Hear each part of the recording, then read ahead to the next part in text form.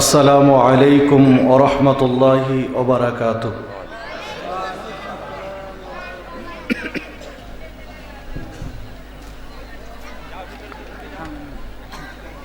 আলহামদুলিল্লাহ নাহমাদুহু ওয়া নাস্তাঈনুহু ওয়া নাস্তাগফিরুহু ওয়া নাউযু বিল্লাহি মিন শুরুরি আনফুসিনা ومن سيئات أعمالنا من يهده الله فلا مضل له ومن يضلل فلا هادي له وأشهد أن لا إله إلا الله وحده لا شريك له وأشهد أن محمدا عبده ورسوله أرسله بالحق بشيرا ونذيرا وداعيا إلى الله بإذنه وسراجا منيرا أما بعد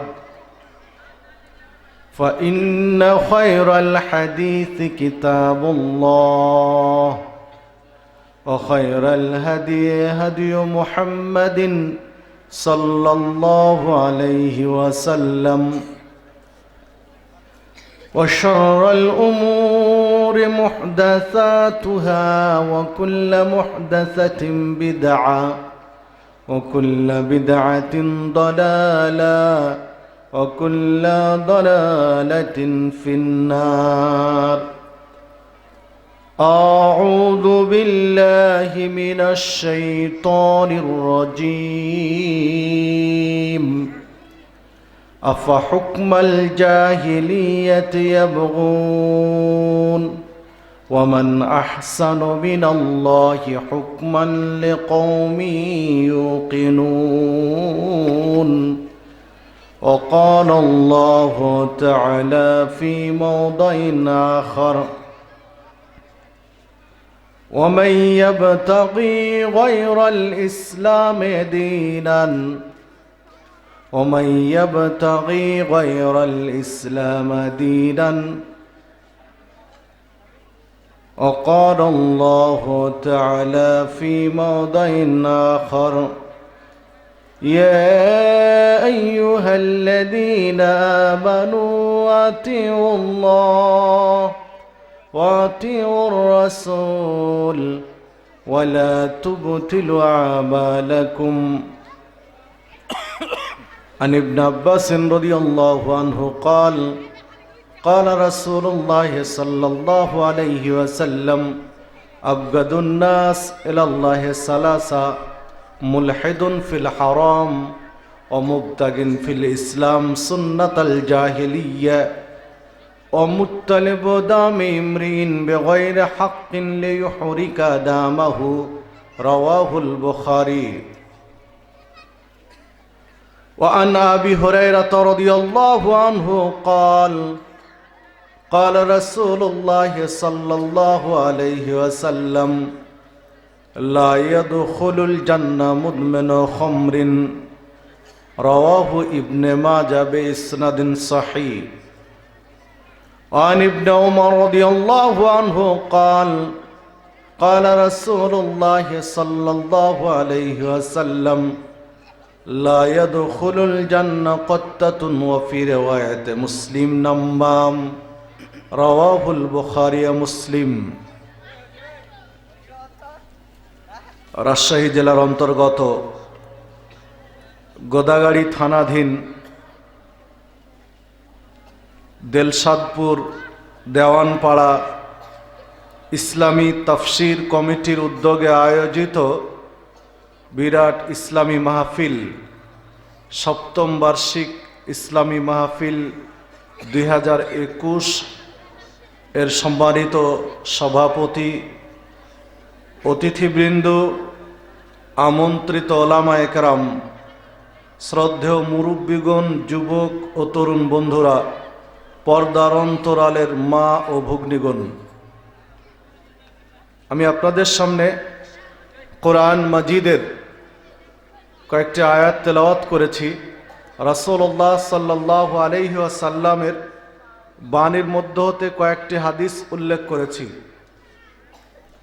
এর আলোকে আজকে আমার আলোচনার বিষয়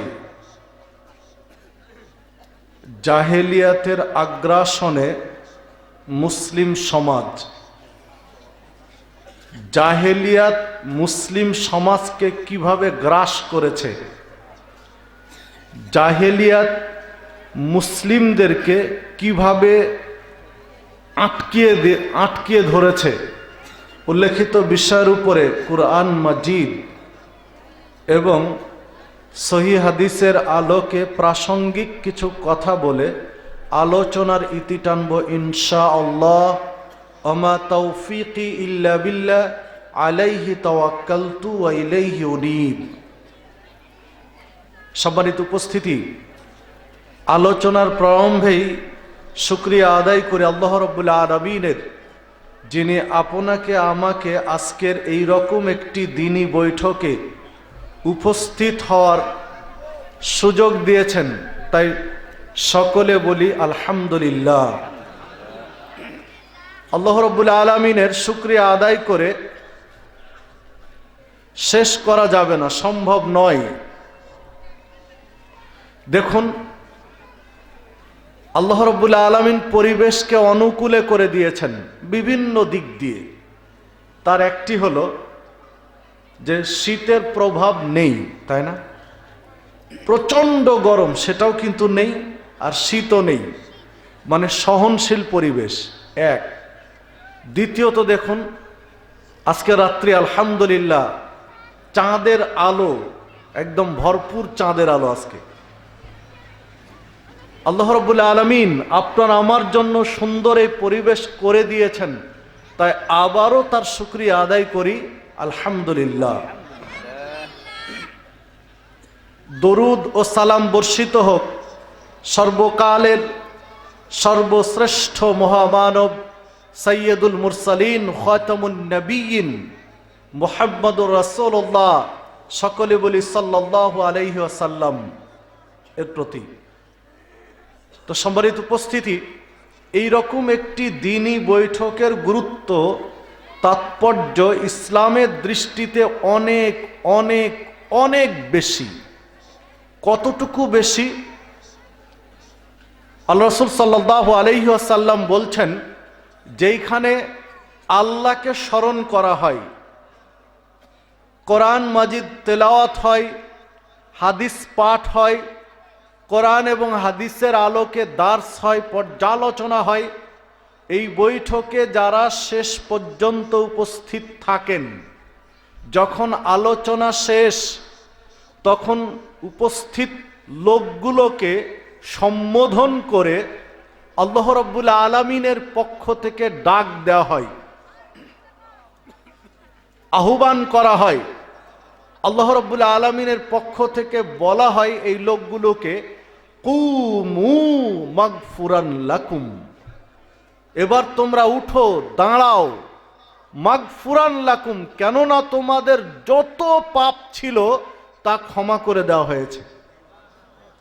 আল্লাহ কোন লোকগুলোকে বলেন? কোন লোকগুলোকে? আমি মনে হয় বুঝাতে পারলাম না আপনাদেরকে, যারা শেষ পর্যন্ত আছেন। দ্বিতীয় কথা বলেন, ফাকাদ বুদ্দিলাত সাইয়্যাতুকুম হাসানাত, তোমাদের পাপগুলো নেকি দিয়ে পরিবর্তন করে দেওয়া হয়েছে।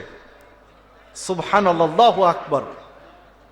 তো এইরকম দ্বীনি বৈঠকে শেষ পর্যন্ত যারা থাকেন, এই মাহফিল বা এই দ্বীনি বৈঠকের বদৌলতে আল্লাহ পাপগুলো ক্ষমা করে দিয়ে পাপগুলো নেকিতে রূপান্তরিত করে দেন।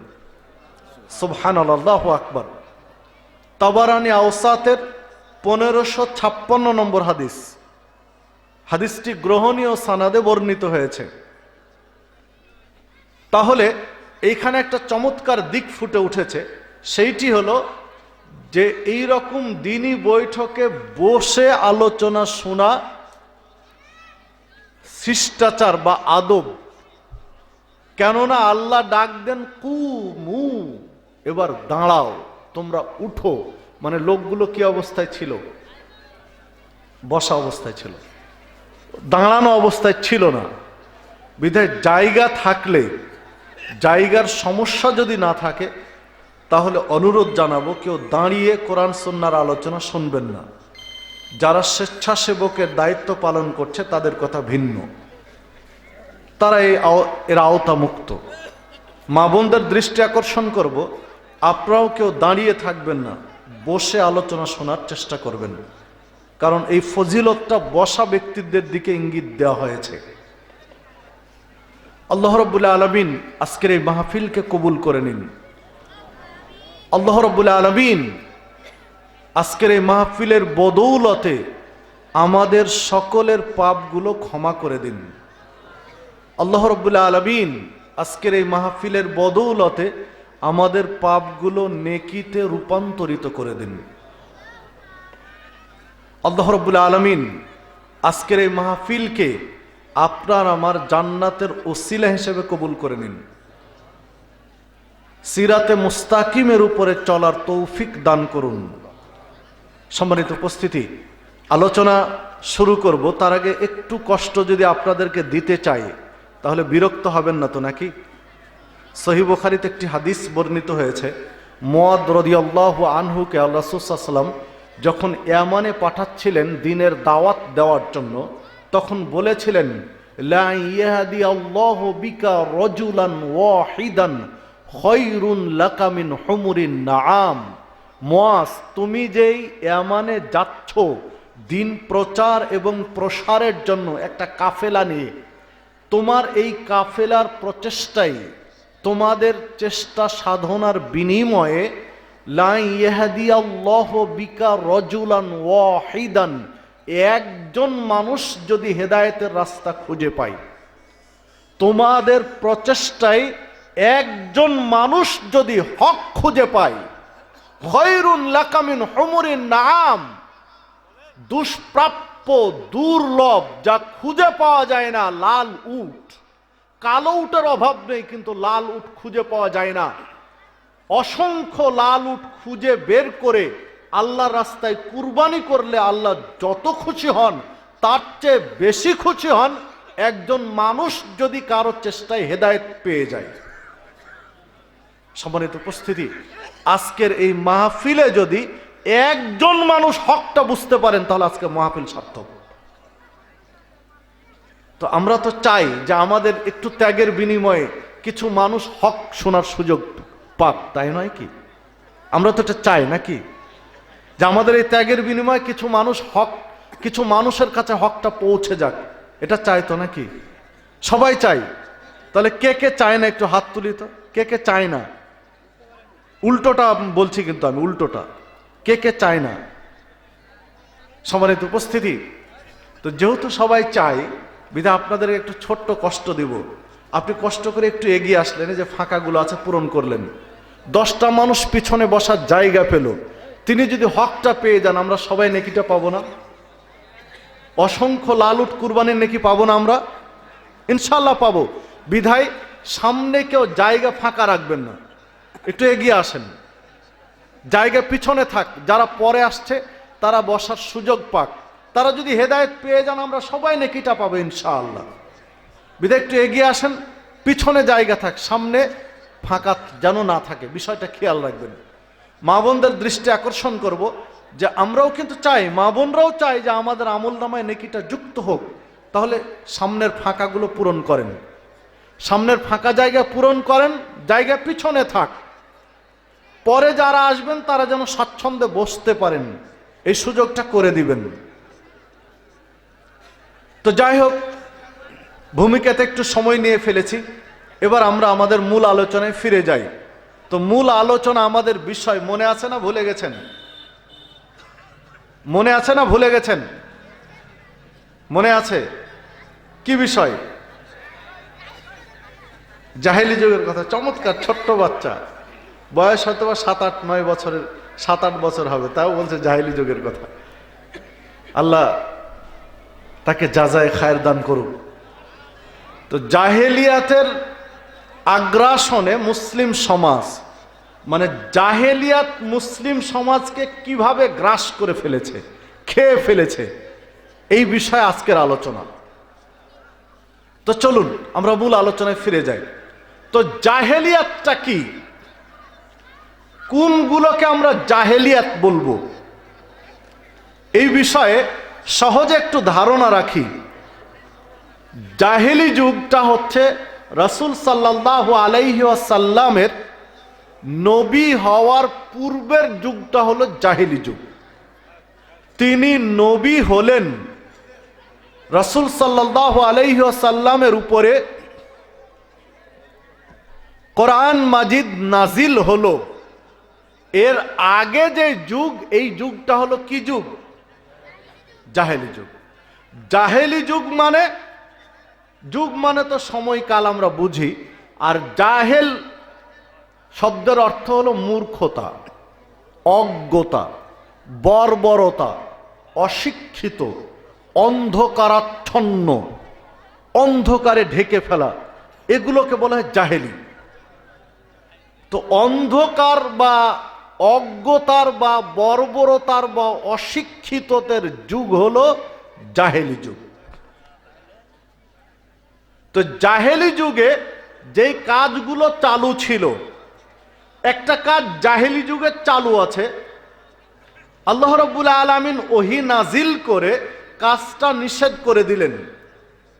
জাহেলি যুগে কাজটা চালু ছিল, আল্লাহ নিষেধ করে দিলেন। ওই কাজটা যদি মুসলিমদের মধ্যে আবার চালু হয়, তাহলে জাহেলিয়াত মুসলিমদেরকে গ্রাস করে ফেলেছে। আমি বুঝাতে পারলাম কিনা জানি না। জাহেলি যুগে একটা কাজ চালু ছিল, ইসলামে নিষেধ করা হয়েছে, কোরআন এবং সুন্নায় নিষিদ্ধ ঘোষণা করা হয়েছে। ওই কাজ যদি মুসলিমদের মধ্যে আবারও চালু হয় বা চালু থাকে, তাহলে মুসলিমদের মধ্যে জাহেলিয়াত ঢুকে আছে, জাহেলিয়াতের কবলে মুসলিম সমাজ পড়ে আছে, জাহেলিয়াত মুসলিমদের খেয়ে ফেলেছে। আমি বুঝাতে পারলাম কিনা জানি না, পরিষ্কার হয়েছে কি বিষয়টি? তো চলুন জাহেলি যুগে যে কাজ ছিল এখন আছে কিনা এইরকম কিছু উদাহরণ টানি, যেগুলো অধিক প্রচলিত বাংলাদেশের প্রেক্ষাপটে। প্রথমত নিয়ে আসতে পারি কোরআন মাজিদের, কোরআন মাজিদে এত ধুলা কেন?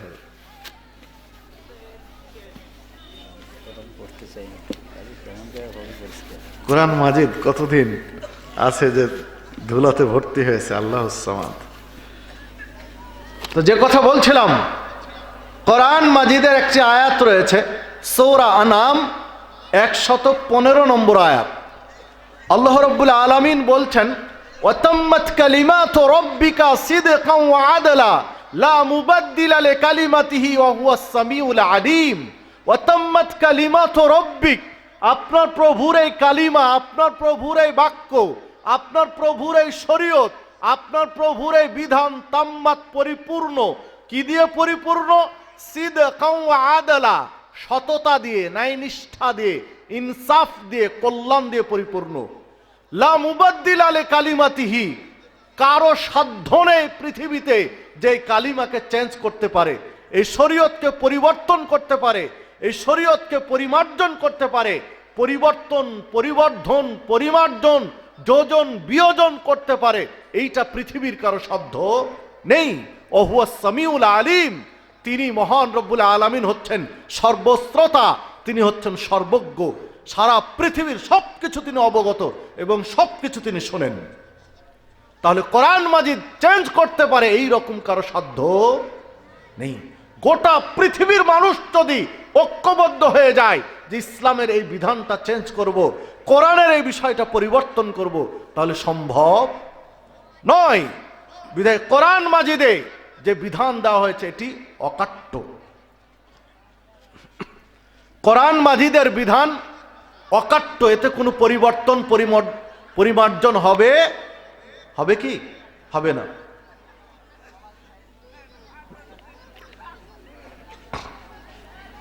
সম্মানিত উপস্থিতি, যে কথা বলছিলাম, কোরআন মাজিদের সূরা আহজাব 33 নম্বর আয়াতে আল্লাহ রাব্বুল আলামিন জাহেলিয়াতের বর্ণনা দিয়েছেন। আল্লাহ রাব্বুল আলামিন বলছেন, অকরনা ফি বুয়ুতিকুন্না ওয়ালা তাবাররাজনা তাবাররুজাল জাহেলিয়াতিল উলা। মুসলিম নারীদের লক্ষ্য করে বলছেন, মুসলিম নারীরা গৃহ অভ্যন্তরে অবস্থান করবে, মুসলিম নারী নিজ বাড়িতে বসবাস করবে, নিজ বাড়িতে থাকবে। ওয়ালা তাবাররাজনা তাবাররুজাল জাহেলিয়াতিল উলা, জাহেলি যুগের নারীদের মতো নিজেদের সৌন্দর্য রাস্তায় বা অন্য মানুষের কাছে প্রকাশ করবে না। কার বিধান এটি? আল্লাহর বিধান। এ আয়াতে প্রমাণ করে, এ আয়াতে স্পষ্ট বোঝা যায় যে জাহেলি যুগের নারীরা নিজেদের সৌন্দর্য অন্য পুরুষের কাছে তুলে ধরত। জাহেলি যুগের নারীদের মতো নিজেদের সৌন্দর্য অপরের কাছে প্রকাশ করবে না। জাহেলি যুগের নারীদের মতো নিজেদের সৌন্দর্য পর পুরুষের কাছে দেখাবে না। আল্লাহ বললেন, মানে জাহেলি যুগের নারীরা নিজের সৌন্দর্য পর পুরুষকে দেখাতো। ইসলাম এটা কি করা হলো? নিষেধ করে দেওয়া হলো। এখন যদি কোনো মুসলিম নারী আবার তার সৌন্দর্য অন্য পুরুষকে দেখার সুযোগ করে দেয়, তাহলে এই খাসলতটা, এই স্বভাবটা কোন যুগের নারীদের মতো? ওই স্বভাবটা এখন মুসলিমদের মধ্যে আছে না নেই? এই জাহেলিয়াত আছে না নেই? কম সংখ্যকের মধ্যে না বেশি সংখ্যকের মধ্যে? বেশি সংখ্যক। অধিকাংশ মুসলিম নারীর অবস্থা জাহেলিয়াত, জাহেলিয়াতের মধ্যে ডুবে আছে অধিকাংশ মুসলিম নারী। সম্মানিত উপস্থিতি, দেখুন বিষয়টি এতই জটিল, রাসূলুল্লাহ সাল্লাল্লাহু আলাইহি ওয়াসাল্লাম তুলে ধরলেন। আন আবি সাঈদ আল খুদরি রাদিয়াল্লাহু আনহু قال قال رسول الله صلى الله عليه وسلم। আবু সাঈদ খুদরি রাদিয়াল্লাহু আনহু বলছেন, রাসূলুল্লাহ সাল্লাল্লাহু আলাইহি ওয়াসাল্লাম বলেছেন, ফাত্তাকুদ দুনিয়া ওয়াত্তাকুন নিসা, তোমরা দুনিয়া থেকে সাবধান, নারী থেকে সাবধান। দুনিয়ার বিষয়ে সচেতন হও, নারীর বিষয়ে সতর্ক হও। ফাইন্না আউওয়ালা ফিতনাতা বানি ইসরাইল কানাত ফিন নিসা, কেননা বানি ইসরায়েলের মতো একটা কওম ধ্বংস হয়েছে, ধ্বংসের সূচনা হয়েছে নারীদের কারণে। নারীদের মাধ্যমে বানি ইসরায়েলের মতো একটা প্রতিষ্ঠিত কওম নিঃশেষ হয়ে গেছে, ধ্বংস হয়ে গেছে। মুসলিম মিল্লাত উম্মাতে মুহাম্মাদি, তোমরা নারী এবং দুনিয়ার বিষয়ে সতর্ক সাবধান হও, না হলে বানি ইসরায়েলের মতো তোমরা ধ্বংস হয়ে যাবে। হাদিস পাবেন সহিহ মুসলিমের মধ্যে 7124 নম্বর হাদিস সহিহ মুসলিমের। মিশকাতের মধ্যে পাবেন 3086 নম্বর হাদিস মিশকাতের। দেখুন, পৃথিবীর মানুষ মুসলিম ধ্বংস হওয়ার দুইটি জিনিস, একটি হচ্ছে নারী আর একটি হচ্ছে দুনিয়া। দুনিয়ার মোহে কেউ যদি পড়ে, দুনিয়ার পিছনে যদি কেউ লেগে যায়, তাহলে সে জীবনে আর পরকাল খুঁজে পাবে না, দুনিয়া দুনিয়া করতে করতে শেষ। ঠিক নারীর মোহে যদি কেউ পড়ে যায়, নারীর কাছে যদি কেউ বিক্রি হয়ে যায়, তাহলে সে পরকাল হারাবে, পরকাল পাবে না। দেখুন, দুনিয়ার প্রসঙ্গ যেহেতু আসলো, বিধায় দু একটি কথা বলতে হয়। রাসূলুল্লাহ সাল্লাল্লাহু আলাইহি ওয়াসাল্লাম দুনিয়ার বিষয়ে বলছেন, আন সাহল ইবনে সাদ রাদিয়াল্লাহু আনহু قال قال رسول الله صلى الله عليه وسلم। সাহল ইবনে সাদ রাদিয়াল্লাহু আনহু বলছেন, রাসূলুল্লাহ সাল্লাল্লাহু আলাইহি ওয়াসাল্লাম বলেছেন, রাসূলুল্লাহ সাল্লাল্লাহু আলাইহি ওয়াসাল্লাম বলছেন, লাউ কানাতিদ দুনিয়া তাদুল ইনদাল্লাহ জানাহা বাউদা মা সাকা কাফিরাম মিনহা শারবা। গোটা পৃথিবী, গোটা দুনিয়ার মূল্য যদি আল্লাহর কাছে মাছির একটা পাখার সমান হতো, একটা ডানার সমান হতো, তাহলে কোনো কাফের, কোনো মুশরিক, কোনো বেদিন, কোনো অকৃতজ্ঞ, কোনো নাস্তিককে এক ঢোক পানি পান করতে আল্লাহ দিতেন না। লা সাকা কাফিরাম মিনহা শারবা, এক ঢোক পানি পান করার সুযোগ আল্লাহ দিতেন না কোনো নাস্তিককে, কোনো অকৃতজ্ঞকে। কিন্তু আল্লাহ কেন দেন? কারণ গোটা পৃথিবীর মূল্য আল্লাহর কাছে মাছির একটা দানার চেয়েও কম। যে হাদিস পাবেন মুসনাদে আহমদের মধ্যে, ইবনে মাজার মধ্যে, তিরমিজির মধ্যে, মিশকাতের মধ্যে পাবেন 5177 নম্বর হাদিস, এবং হাদিসটি গ্রহণীয় সনদে বর্ণিত হয়েছে।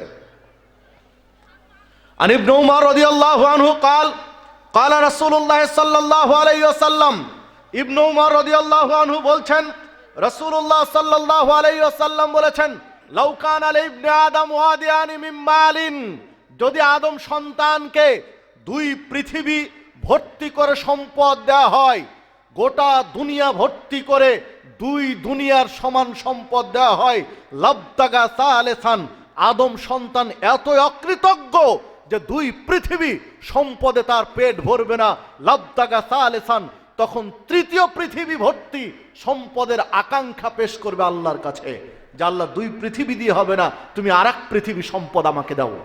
ওয়ালাউ কানা জাওফাবনা আদম ইল্লা তুরাব, এই আদম সন্তানের পেট কেউ ভরাতে পারবে না মাটি ছাড়া। যখন কবরে গিয়ে শায়িত হবে, কবরে মাটি পড়বে পেটের উপরে, তখন ওর সব শখ মিটে যাবে, তার পেট তখন ভরবে, তার আগে পেট ভরবে না। যে হাদিস সহিহ বুখারীতে বর্ণিত হয়েছে, সহিহ মুসলিমের মধ্যে বর্ণিত হয়েছে, মিশকাতের 5173 নম্বর হাদিস। সম্মানিত উপস্থিতি, তাহলে দেখুন আদম সন্তান এই রকম অকৃতজ্ঞ। যদি দুনিয়ার মোহে কেউ পড়ে যায় তাহলে পরকাল হারাবে। দুনিয়া দুনিয়া দুনিয়া দুনিয়া করতে জীবন শেষ, পরকাল নিয়ে তার মাথায় চিন্তা আসবে না। দেখুন, বিধায় দুনিয়া থেকে সাবধান থাকতে হবে। এরপরে আসুন, যেটা আজকে জাহেলিয়াত নিয়ে যে কথা বলছিলাম, নারীর বিষয়ে সাবধান থাকতে বললেন। আন উসামা ইবনে যায়েদ রাদিয়াল্লাহু আনহু قال قال رسول الله সাল্লাল্লাহু আলাইহি ওয়াসাল্লাম, উসামা ইবনে যায়েদ রাদিয়াল্লাহু আনহু বলছেন, রাসূলুল্লাহ সাল্লাল্লাহু আলাইহি ওয়াসাল্লাম বলেছেন, মা তারাকতু বাদি ফিতনাতান আদাররা আলার রিজাল মিনান নিসা। রাসূল সাল্লাল্লাহু আলাইহি ওয়াসাল্লাম বলছেন, আমি পরবর্তী মুসলিমদের জন্য সবচেয়ে বড় ফিতনা কথা বলেছেন, মা তারাকতু বাদি ফিতনাতান, আমার পরে সবচেয়ে বড় ফিতনা, সবচেয়ে বড় বিপদ পুরুষদের জন্য যা রেখে গেলাম, সেই বিপদ বা ফিতনার নাম হচ্ছে নারী জাতি। নারীর চেয়ে বড় ফিতনায় পুরুষরা আর পড়বে না আমার পরে।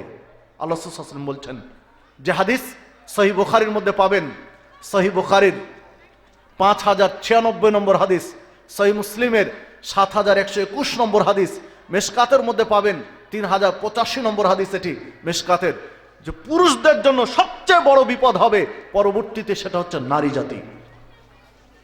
দেখুন, আন জাবের রাদিয়াল্লাহু আনহু قال قال রাসূলুল্লাহ সাল্লাল্লাহু আলাইহি ওয়াসাল্লাম, জাবের রাদিয়াল্লাহু আনহু বলছেন, রাসূলুল্লাহ সাল্লাল্লাহু আলাইহি ওয়াসাল্লাম বলেছেন, ইত্তালাতু ফিল জান্নাহ, আমি জান্নাতের দিকে তাকালাম, ফারাআইতু আকতারা আলিয়াল ফুকারা, জান্নাতে দেখলাম অধিকাংশ ফকির মানুষগুলোকে, গরিব মানুষ, দুঃখী মানুষ, দরিদ্র মানুষ, এতিম মানুষ, অসহায় মানুষ, অনাথ মানুষগুলোকে অধিকাংশ দেখলাম জান্নাতে। ওয়াত্তালাতু ফিন্নার, এবার আমি জাহান্নামের দিকে তাকালাম, ফারাআইতু আকতারা আলিয়ান নিসা, জাহান্নামে দেখলাম নারী আর নারী, অধিকাংশ জাহান্নামীদেরকে নারী দেখলাম।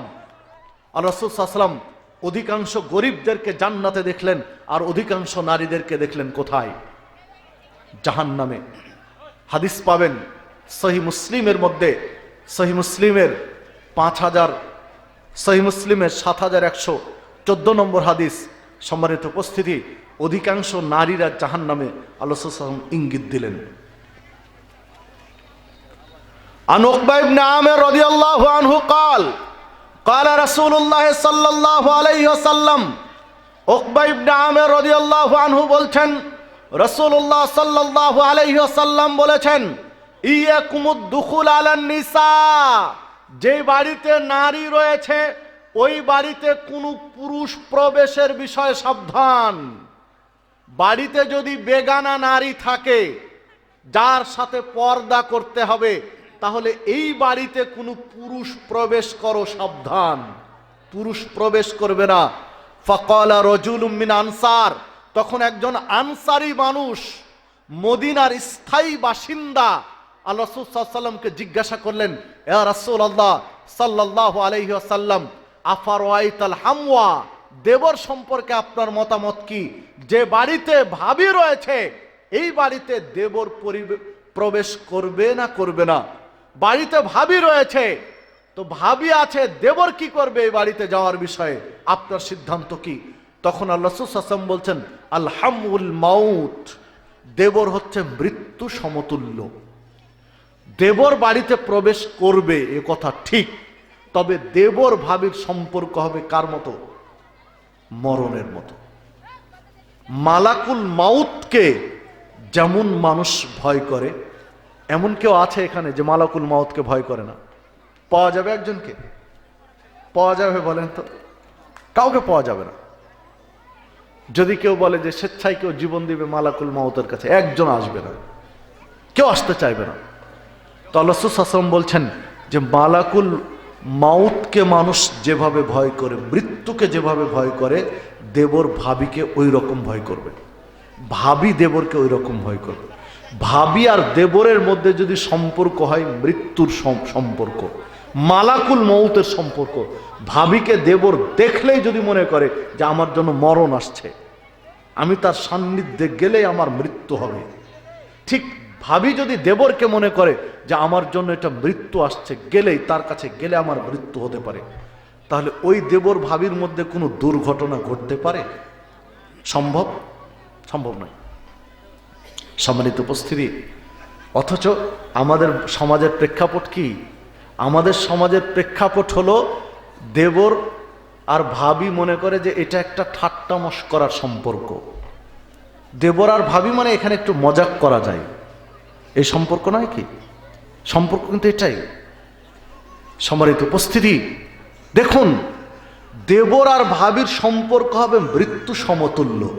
দেবর আর ভাবির সাথে পর্দা থাকবে না থাকবে না? পর্দা থাকবে না থাকবে না? থাকবে। দেবর আর ভাবির মধ্যে পর্দা ফরজ, পর্দা ফরজ। দেবর ভাবির মধ্যে পর্দা থাকতে হবে। ইল্লা মা যহারা মিনহা, কোরআন মাজিদে যা বলা হয়েছে, সাধারণত প্রকাশমান হাতের তালু, পায়ের পাতা আর কি চেহারা, এই তিনটা দেবরের সামনে যদি কোনো প্রয়োজনে খুলতে হয় খুলতে পারে, আর বাকি কোনো অঙ্গ খুলতে পারবে না। দেবর ভাবির কবজির পর থেকে, এই কবজির পর থেকে হাতের এই অংশ ভাবি দেখবে দেবর, এটা কি হারাম? এইটা হারাম। দেবর ভাবির গলদেশ, গলার এই সাইডগুলো বা শরীরের আর কোনো অঙ্গ দেখবে, এটা হারাম শরীয়তে, দেখতে পারবে না। এমন কি এটাও মনে রাখবেন, দেবর ভাবির কানে যদি দুল পরে থাকে, কি দুল, কানে যদি দুল পরে থাকে, এই দুল দেখতে পারবেন, এটা হারাম। এটা জিনাত বলা হয়েছে। জিনাত, সৌন্দর্য। দুল কিসের জন্য পরে? সৌন্দর্যের জন্য নয়। কানের দুল কিসের জন্য পরে? সৌন্দর্যের জন্য। তো জিনাত, সৌন্দর্য ঢাকতে হবে। তো যদি সৌন্দর্য দেখতেই পায়, তাহলে এটা কিসের পর্দা হলো? আর এখন মুসলিম মা বোন সুন্দর করে যে কণ্ঠহার বা যে গলার হার বা যে গয়না পড়ছে, সেফটি পিন দিয়ে এমন ডিজাইন করে বিভিন্ন জায়গায় মারছে, যেন যতই বাতাস, কাল বৈশাখী ঝড় উঠলেও তার কণ্ঠ আর ঢাকবে না, ওটার উদাম থাকবে। মানে এটা দেখানোর উদ্দেশ্য, যেটা দেখানো হারাম সেটা দেখানোর উদ্দেশ্যেই ওইভাবে পোশাককে সেটিং করছে, নিজের শরীর সাথে ম্যাচিং করছে। সম্মানিত উপস্থিতি, যে কথা বলছিলাম, কথার কথা, যুবক মনে রেখে দিও, এই টেবিল মনে করো তোমার ডাইনিং টেবিল, এই টেবিলে তোমার বাবা বসে আছে, এই টেবিলে তুমি বসে আছো, আর এই টেবিলে তোমার ছোট ভাই বসে আছে, যে বালেগ বুলুগিয়াতে পৌঁছে গেছে। তুমি বসে আছো, তোমার ছোট ভাই বসে আছে, তোমার বাবা বসে আছে। এই টেবিলে তোমার স্ত্রী যদি খাবার পরিবেশন করতে আসে, তাহলে খোলা থাকবে কয় জায়গা? সর্বোচ্চ 3 জায়গা, মুখমণ্ডল, হাতের তালু, পায়ের পাতা। তোমার স্ত্রীর চুলের অংশ যদি তোমার ছোট ভাই দেখতে পায়, তাহলে বিপদ আছে তোমার জন্য। শরীরের অংশ তো বহু দূরের কথা, চুলের অংশ যদি দেখতে পাই তো বিপদে পড়ে আছো তুমি। কি বিপদে? পরে আসছি, কারণ এটা হচ্ছে জাহেলিয়াত। সম্মানিত উপস্থিতি, হে যুব সমাজ, মনে রেখে দিও, তুমি বিয়ে করেছো, তোমার স্ত্রীকে যে গয়নাতে, যে শাড়িতে সাজিয়েছো, যে প্রসাধনীতে সাজিয়েছো, বিয়ে করে বাড়ি নিয়ে আসলে স্ত্রী, এই অবস্থায়, তোমার এই সৌন্দর্যের অবস্থায় তোমার আপন বালেগ ছোট ভাই দেখতে পারবে? পারবে কি? হারাম, দেখতে পারবে না। তোমার আপন ছোট ভাই যদি দেখতে না পারে, হারাম হয়, তাহলে খালাতো ভাই, ফুফাতো ভাই, মামাতো ভাই, চাচাতো ভাই, বা এলাকার ভাই বা পাড়ার ভাই সুযোগ আছে? বন্ধু বান্ধবের সুযোগ আছে? কারো সুযোগ নেই, আপন ছোট ভাইয়ের সুযোগ নেই এই সৌন্দর্য অবস্থায় দেখতে। অথচ এটা আমাদের কাছে কিছুই না। নতুন একজন বিয়ে করে এসেছে মানে কি, গোটা পাড়ার মানুষ, নারী কি আর পুরুষ কি, বুড়া কি আর ছোড়া কি, সবগুলো হুমড়ি খেয়ে পড়ে বউ দেখার জন্য। ও মনে হচ্ছে ফ্রি জিনিস কিনে নিয়ে এসেছে, একটা গাভী কিনে নিয়ে এসেছে, সবাই দেখতে যাচ্ছে কেমন গাভী। অবস্থা তাই হচ্ছে না? আস্তাগফিরুল্লাহ আল্লাযী লা ইলাহা ইল্লা হুয়াল হাইয়ুল কাইয়্যুম ওয়া আতুবু ইলাইহি। শুধু সালাত আদায় করছি, সিয়াম পালন করছি, কিন্তু পর্দা ফরজ কোথায়? আপনার আমার ফরজ। জাহেলিয়াতের সাগরে হাবুডুবু খাচ্ছি আপনি আমি। দেখুন, রাসূলুল্লাহ সাল্লাল্লাহু আলাইহি ওয়াসাল্লাম বলছেন, লা তুবাশিরু মারাতুন মাসিরাত। রাসূলুল্লাহ সাল্লাল্লাহু আলাইহি ওয়াসাল্লাম বলছেন, একজন নারী আর একজন নারীকে স্পর্শ করবে না, খালি গায়ে টাচ করবে না। লা তুবাশিরুল মারাতুল মারাতা, নারী নারীকে খালি দেহে টাচ করবে না, খালি শরীরে, কাপড় নেই শরীরে, এই অবস্থায় একটা নারী আর একটা নারীকে স্পর্শ করবে না। কেন করবে না? কান্নাহু ইয়ানদুরু ইলাই, কারণ নারীর গঠন শৈলী পুরুষের চেয়ে ভিন্ন, পুরুষের চেয়ে ব্যতিক্রম হতে পারে। তার গঠন শৈলী একটু ভিন্ন মনে হলো, স্বামীর কাছে গিয়ে গল্প করবে, আর স্বামী তখন অন্তরের চোখ দিয়ে তাকে দেখতে পাবে, মানে পাপ কল্পনায় আসতে পারে। এই জন্য একজন নারী আর একজন নারীকে খালি গায়ে টাচ করতে পারবে না। সম্মানিত উপস্থিতি, হাদিস সহিহ বুখারীর। দেখুন, একটা নারী যদি একটা নারীকে খালি গায়ে টাচ করতে না পারে, তাহলে আপনার আমার গায়ে হলুদের অনুষ্ঠান কি হবে?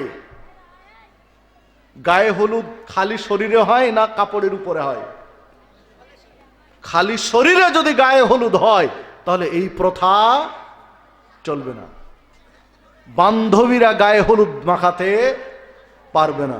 খালাতো বোন, ফুফাতো বোন, চাচাতো বোন, মানে বালেগ হয়েছে যে বোন, যেই মেয়ে বালেগ হয়েছে, ও হলুদ মাখাতে পারবে না। হলুদ মাখাবে কে? মা মাখাবে, ফুপু মাখাবে, খালা মাখাবে, নানি মাখাবে, না হলে ছোট ছোট বাচ্চা মেয়েরা মাখাবে, যারা বিয়ে কি জিনিস, বিয়ের স্বাদ কি জিনিস বুঝে না, ওই রকম বাচ্চারা মাখাবে। এর নাম ইসলাম। আর এখন তো মাশাআল্লাহ গায়ে হলুদের অনুষ্ঠানের নাম দিয়ে বিয়ের আগে বর আসছে কনের বাড়িতে গায়ে হলুদ মাখতে, আর কনে একদিন যাচ্ছে কোথায়? বরের বাড়ি গায়ে হলুদ মাখতে। মানে ফাইনাল রাউন্ড খেলার আগে সেমিফাইনাল খেলতেছে। এই নোংরামি, এই অসভ্যতা, এই বর্বরতায় জাহেলিয়াতকে ত্যাগ করতে হবে মুসলিম সমাজ থেকে। দেখুন, রাসূলুল্লাহ সাল্লাল্লাহু আলাইহি ওয়াসাল্লাম বলছেন, লা তুসাফিরু মারাতুন মাসিরাতা ইয়াউমিন ওয়া লাইলা ইল্লা ওয়া মাহাদু মাহরাম। একজন নারী একদিন এক রাত সফর করতে পারবে না, ভ্রমণ করতে পারবে না, মাহারাম পুরুষ ছাড়া, যার সাথে বিয়ে হারাম, এই রকম বডিগার্ড ছাড়া, এই রকম সাথে লোক ছাড়া একদিন এক রাত কোনো নারী সফর করতে পারবে না। সহিহ বুখারীর 1088 নম্বর হাদিস, মুসলিমের 3331 নম্বর হাদিস। দেখুন, একদিন এক রাত নারী সফর করবে মাহারাম পুরুষের সঙ্গ ছাড়া, এইটা ইসলামে হারাম। হাজী সাহেব, আপনার কলেজ পড়ুয়া মেয়ে ভার্সিটি পড়ুয়া মেয়ে বন্ধুদের সাথে শিক্ষা সফরে বেড়াতে গিয়েছে সিলেট, চট্টগ্রাম, কুয়াকাটা, কক্সবাজার, সেন্ট মার্টিন, বান্দরবান, খাগড়াছড়ি, রাঙ্গামাটি বা ইত্যাদি ইত্যাদি। এবার কি হবে? এটা জায়েজ না নাজায়েজ? নাজায়েজ। হ্যাঁ, আপনি বলতে পারেন যে না সমস্যা নেই, কারণ তার কলেজের স্যার আছে, তার সাথে টিচার আছে, বা ভার্সিটির টিচার সাথে আছে। আপনার বিশ্বাস দেখে মনে হচ্ছে, আপনার আত্মবিশ্বাস দেখে মনে হচ্ছে যে কলেজের স্যার আর ভার্সিটির টিচারগুলো হচ্ছে জিন আর তার বন্ধুগুলো হচ্ছে ফেরেশতা। মানে কোনো দুর্ঘটনা ঘটবে না মনে হচ্ছে এইরকম। বিড়ালকে শুটকি শুকাতে দিয়ে আপনি মনে করছেন নিরাপদে আছেন, মেয়েকে পাঠিয়ে দিয়ে। সম্মানিত উপস্থিতি, এই ব্যবস্থাপনা চলবে না। হ্যাঁ, আপনার মেয়েকে সফর করান, আমি নিষেধ করিনি, সাথে আপনাকে যেতে হবে। আপনার মেয়ে যাবে স্টুডেন্ট হিসাবে, আর আপনি যাবেন কি হিসাবে? গার্জিয়ান হিসাবে। আপনার সময় নেই, আপনার ছেলেকে পাঠান। আপনার ছেলের সময় নেই, আপনার ভাইকে পাঠান। মানে ডাইরেক্ট চাচা, আপন চাচা, মানে যার সাথে বিয়ে হারাম। এই রকম প্রোটেকশন ছাড়া, নিরাপত্তা ছাড়া একটা মেয়ে একদিন এক রাত ভ্রমণ করতে পারে না। সম্মানিত উপস্থিতি, যে কথা বলছিলাম যে দেখুন দুলাভাই এসেছে, আর দুলাভাইয়ের সাথে রাজশাহী শহরে মার্কেট করতে যাচ্ছে কে? শ্যালিকা। হাজী সাহেব একটা বিয়ে দিয়েছেন আর একটা ফাও দিয়েছেন। ফাও দেয় না? 1 কেজি বেগুন কিনলে একটা ফাও। ফাও বুঝেন তো নাকি? ফাও বুঝেন তো?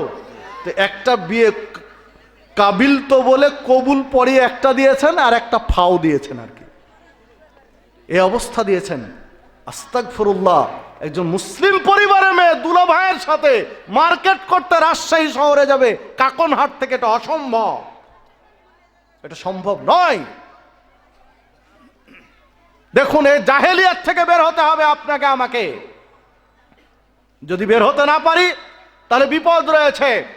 এই প্রসঙ্গে আরেকটি হাদিস বলে অন্য বিষয়ের দিকে যাচ্ছে, আর কি জাহেলিয়াত রয়েছে। আন আবি হুরায়রা রাদিয়াল্লাহু আনহু قال قال رسول الله صلى الله عليه وسلم, আবু হুরায়রা রাদিয়াল্লাহু আনহু বলছেন রাসূলুল্লাহ সাল্লাল্লাহু আলাইহি ওয়াসাল্লাম বলেছেন, সিনফান মিন আহলিন নার, 2 শ্রেণীর মানুষ জাহান্নামে যাবে, লাম আরাহুমা, এদেরকে আমি দেখিনি। 2 শ্রেণীর এক শ্রেণী যেটা আজকে আমাদের আলোচনার সাথে রিলেটেড, সম্পৃক্ত, তা হচ্ছে নেসাউন কাসিয়াতুন আরিয়া মুমিলাতুন মাইলা রুউসুহুন্না কাসনিমাতিল বুখতিল মাইলা লা ইয়াদখুলনাল জান্নাহ ওয়ালা ইয়াজিদনা রিহাহা। নেসাউন জাহান্নামে যাবে, জান্নাতে যাবে না। যেই বদ নারী আমার সমাজে নেই, রাসূল সাল্লাল্লাহু আলাইহি ওয়াসাল্লাম বলছে আমার সমাজে নেই, আমি এদেরকে দেখিনি। এই বদ শ্রেণী নারীর স্বভাব, খাসলত, চরিত্র হলো নেসাউন, এরা এমন নারী, কাসিয়াতুন, পোশাক পরিহিতা, আরিয়াতুন, উলঙ্গ, মানে পোশাক পরে উলঙ্গ থাকবে, পোশাক পরার পরে ল্যাংটা থাকবে। মুমিলাতুন মাইলা, নিজে অন্যের দিকে আকৃষ্ট হবে আর অন্যকে নিজের দিকে আকৃষ্ট করবে। লা ইয়াদখুলনাল জান্নাহ, এই নারী জান্নাতে যাবে না। ওয়ালা ইয়াজিদনা রিহাহা, জান্নাতের সুগন্ধি পাবে না। জান্নাতে যেতে দ্রুতগামী যানবাহনে 40 বছর লাগবে, এত দূর থেকে জান্নাতের সুগন্ধি পাওয়া যাবে। আর এক হাদিসে এসেছে জান্নাতে যেতে দ্রুতগামী যানবাহনে 70 বছর লাগবে, এত দূর থেকে জান্নাতের সুগন্ধি পাওয়া যাবে। আর এক হাদিসে এসেছে জান্নাতে যেতে দ্রুতগামী যানবাহনে 100 বছর সময় লাগবে, এত দূর থেকে জান্নাতের সুগন্ধি পাওয়া যাবে। আর এক হাদিসে এসেছে, যদিও বা হাদিসটা সানাদ দিয়ে কেউ দ্বিমত রয়েছে, কেউ বলেছেন সহিহ, কেউ বলেছেন না জয়ীফ। ওই হাদিসে বলা হয়েছে জান্নাতে যেতে 500 বছর লাগবে, এত দূর থেকে জান্নাতের সুগন্ধি পাওয়া যাবে। অথচ ওই নারী জান্নাতের সুগন্ধি পাবে না। কোন নারী? যে পোশাক পরে কি উলঙ্গ থাকে। হাদিস সহিহ মুসলিমের 7373 নম্বর হাদিস। সম্মানিত উপস্থিতি, রাসূল সাল্লাল্লাহু আলাইহি ওয়াসাল্লাম বলছেন আমার যুগে এই বদ খাসলাতের নারী নেই। মানে রাসূল সাল্লাল্লাহু আলাইহি ওয়াসাল্লাম এই নারীকে দেখেননি। আমাদের দেখতে বাকি আছে কি? ওরাই বেশি। পোশাক পরে ল্যাংটা তারাই বেশি আছে না? তারাই বেশি। তো তুলনামূলকভাবে পুরুষের পোশাক বেশি মার্জিত আর নারীর পোশাক অমার্জিত। পুরুষের পোশাকটা চলার মতো আছে, নারীর পোশাক চলার মতো নয়। না হলে বাস্তব একটা উদাহরণ দেই, আপনি সমাজের সাথে মিলান। ধরেন আপনার এই গ্রাম দেলসাদপুর, তাই না? দেলসাদপুর গ্রামের একটা ছেলে রাজশাহী ইউনিভার্সিটি থেকে বাংলা সাহিত্যে মাস্টার্স করে এসেছে। ঠিক রাজশাহী ইউনিভার্সিটির অন্য ডিপার্টমেন্টের, ধরেন ল ডিপার্টমেন্টের একটা মেয়েকে বিয়ে করে নিয়ে এসেছে। দুইজনই শিক্ষিত, বিশ্ববিদ্যালয় পাশ করে এসেছে। এখন বিয়ের 3 দিন 4 দিন 5 দিনের মাথায় স্বামী আর স্ত্রী খালার বাড়ি বেড়াতে যাচ্ছে। নতুন বিবাহিত মানে পুরুষ কন্যা নারী, তারা তো একটু বেড়াতে যায়, তাই না? বিভিন্ন বাড়িতে বেড়াতে যায়। তো বেড়াতে যাচ্ছে, তো দেখুন পোশাকের সংস্কৃতিটা দেখুন, যে পুরুষ এরা কিন্তু মাস্টার ডিগ্রি পাস ভার্সিটি থেকে। ছেলেটার পোশাক দেখেন, ছেলেটা পরে কি, প্রথমে পরে আন্ডারওয়্যার মানে সেফটি, তারপরে পরে ফুল প্যান্ট। ফুল প্যান্টের কাপড় পাতলা হয় না মোটা হয়? মোটা হয়। পাতলা কাপড়ের ফুল প্যান্ট কেউ কোনোদিন দেখেছেন? এখন তো যে ফুল প্যান্টগুলো এসেছে বাজারে, সেগুলো চটের চেয়েও বেশি মোটা। চটের চেয়ে মোটা নয়, এই চটের চেয়েও মোটা। তো মোটা কাপড়ের ফুল প্যান্ট পরে আছে, তোর কয় স্তর দিয়ে ঢাকা আছে তার নিচের অংশ? 2 স্তর। এরপরে দেখেন মোজা পরে আছে, তার উপরে শু জুতা, তো এখানে কয় স্তর? 2 স্তর। উপরের অংশে আসেন, আগে একটা সেন্ডু গেঞ্জি, আধুনিক ছেলে ও তো সেন্ডু গেঞ্জি গায়ে দিবে, সেন্ডু গেঞ্জি আগে একটা গায়ে দিয়ে আছে, তার উপরে ফুল হাতা শার্ট, যে শার্টের এই জায়গায় কি লাগানো আছে? বুতাম। যদি হাত এইভাবে চাঁড়ে নামবে কি? কারণ এখানে সেফটি আছে, এখানে প্রোটেকশন আছে, নামবে না, বুতাম লাগানো আছে। 2 হাতে বুতাম লাগানো, ফুল হাতা। এরপরে দেখেন শার্টের বুতামগুলো লাগাতে লাগাতে শেষ পর্যন্ত কলারে বুতাম লাগানো আছে। কলারে বুতাম লাগিয়েও পেট ভরেনি, ও আবার টাই দিয়ে টাইট করে বেঁধেছে। মানে কাল বৈশাখী ঝড় উঠলেও তার এটা খুলে গলা দেখা যাবে না। বুতাম লাগিয়ে আবার টাই দিয়ে বাঁধা আছে। আর নিচের অংশ শার্ট ঢুকেছে কোথায়? প্যান্টের ভিতরে, 4-5 ইঞ্চি নিচে ঢুকে আছে প্যান্টের ভিতরে।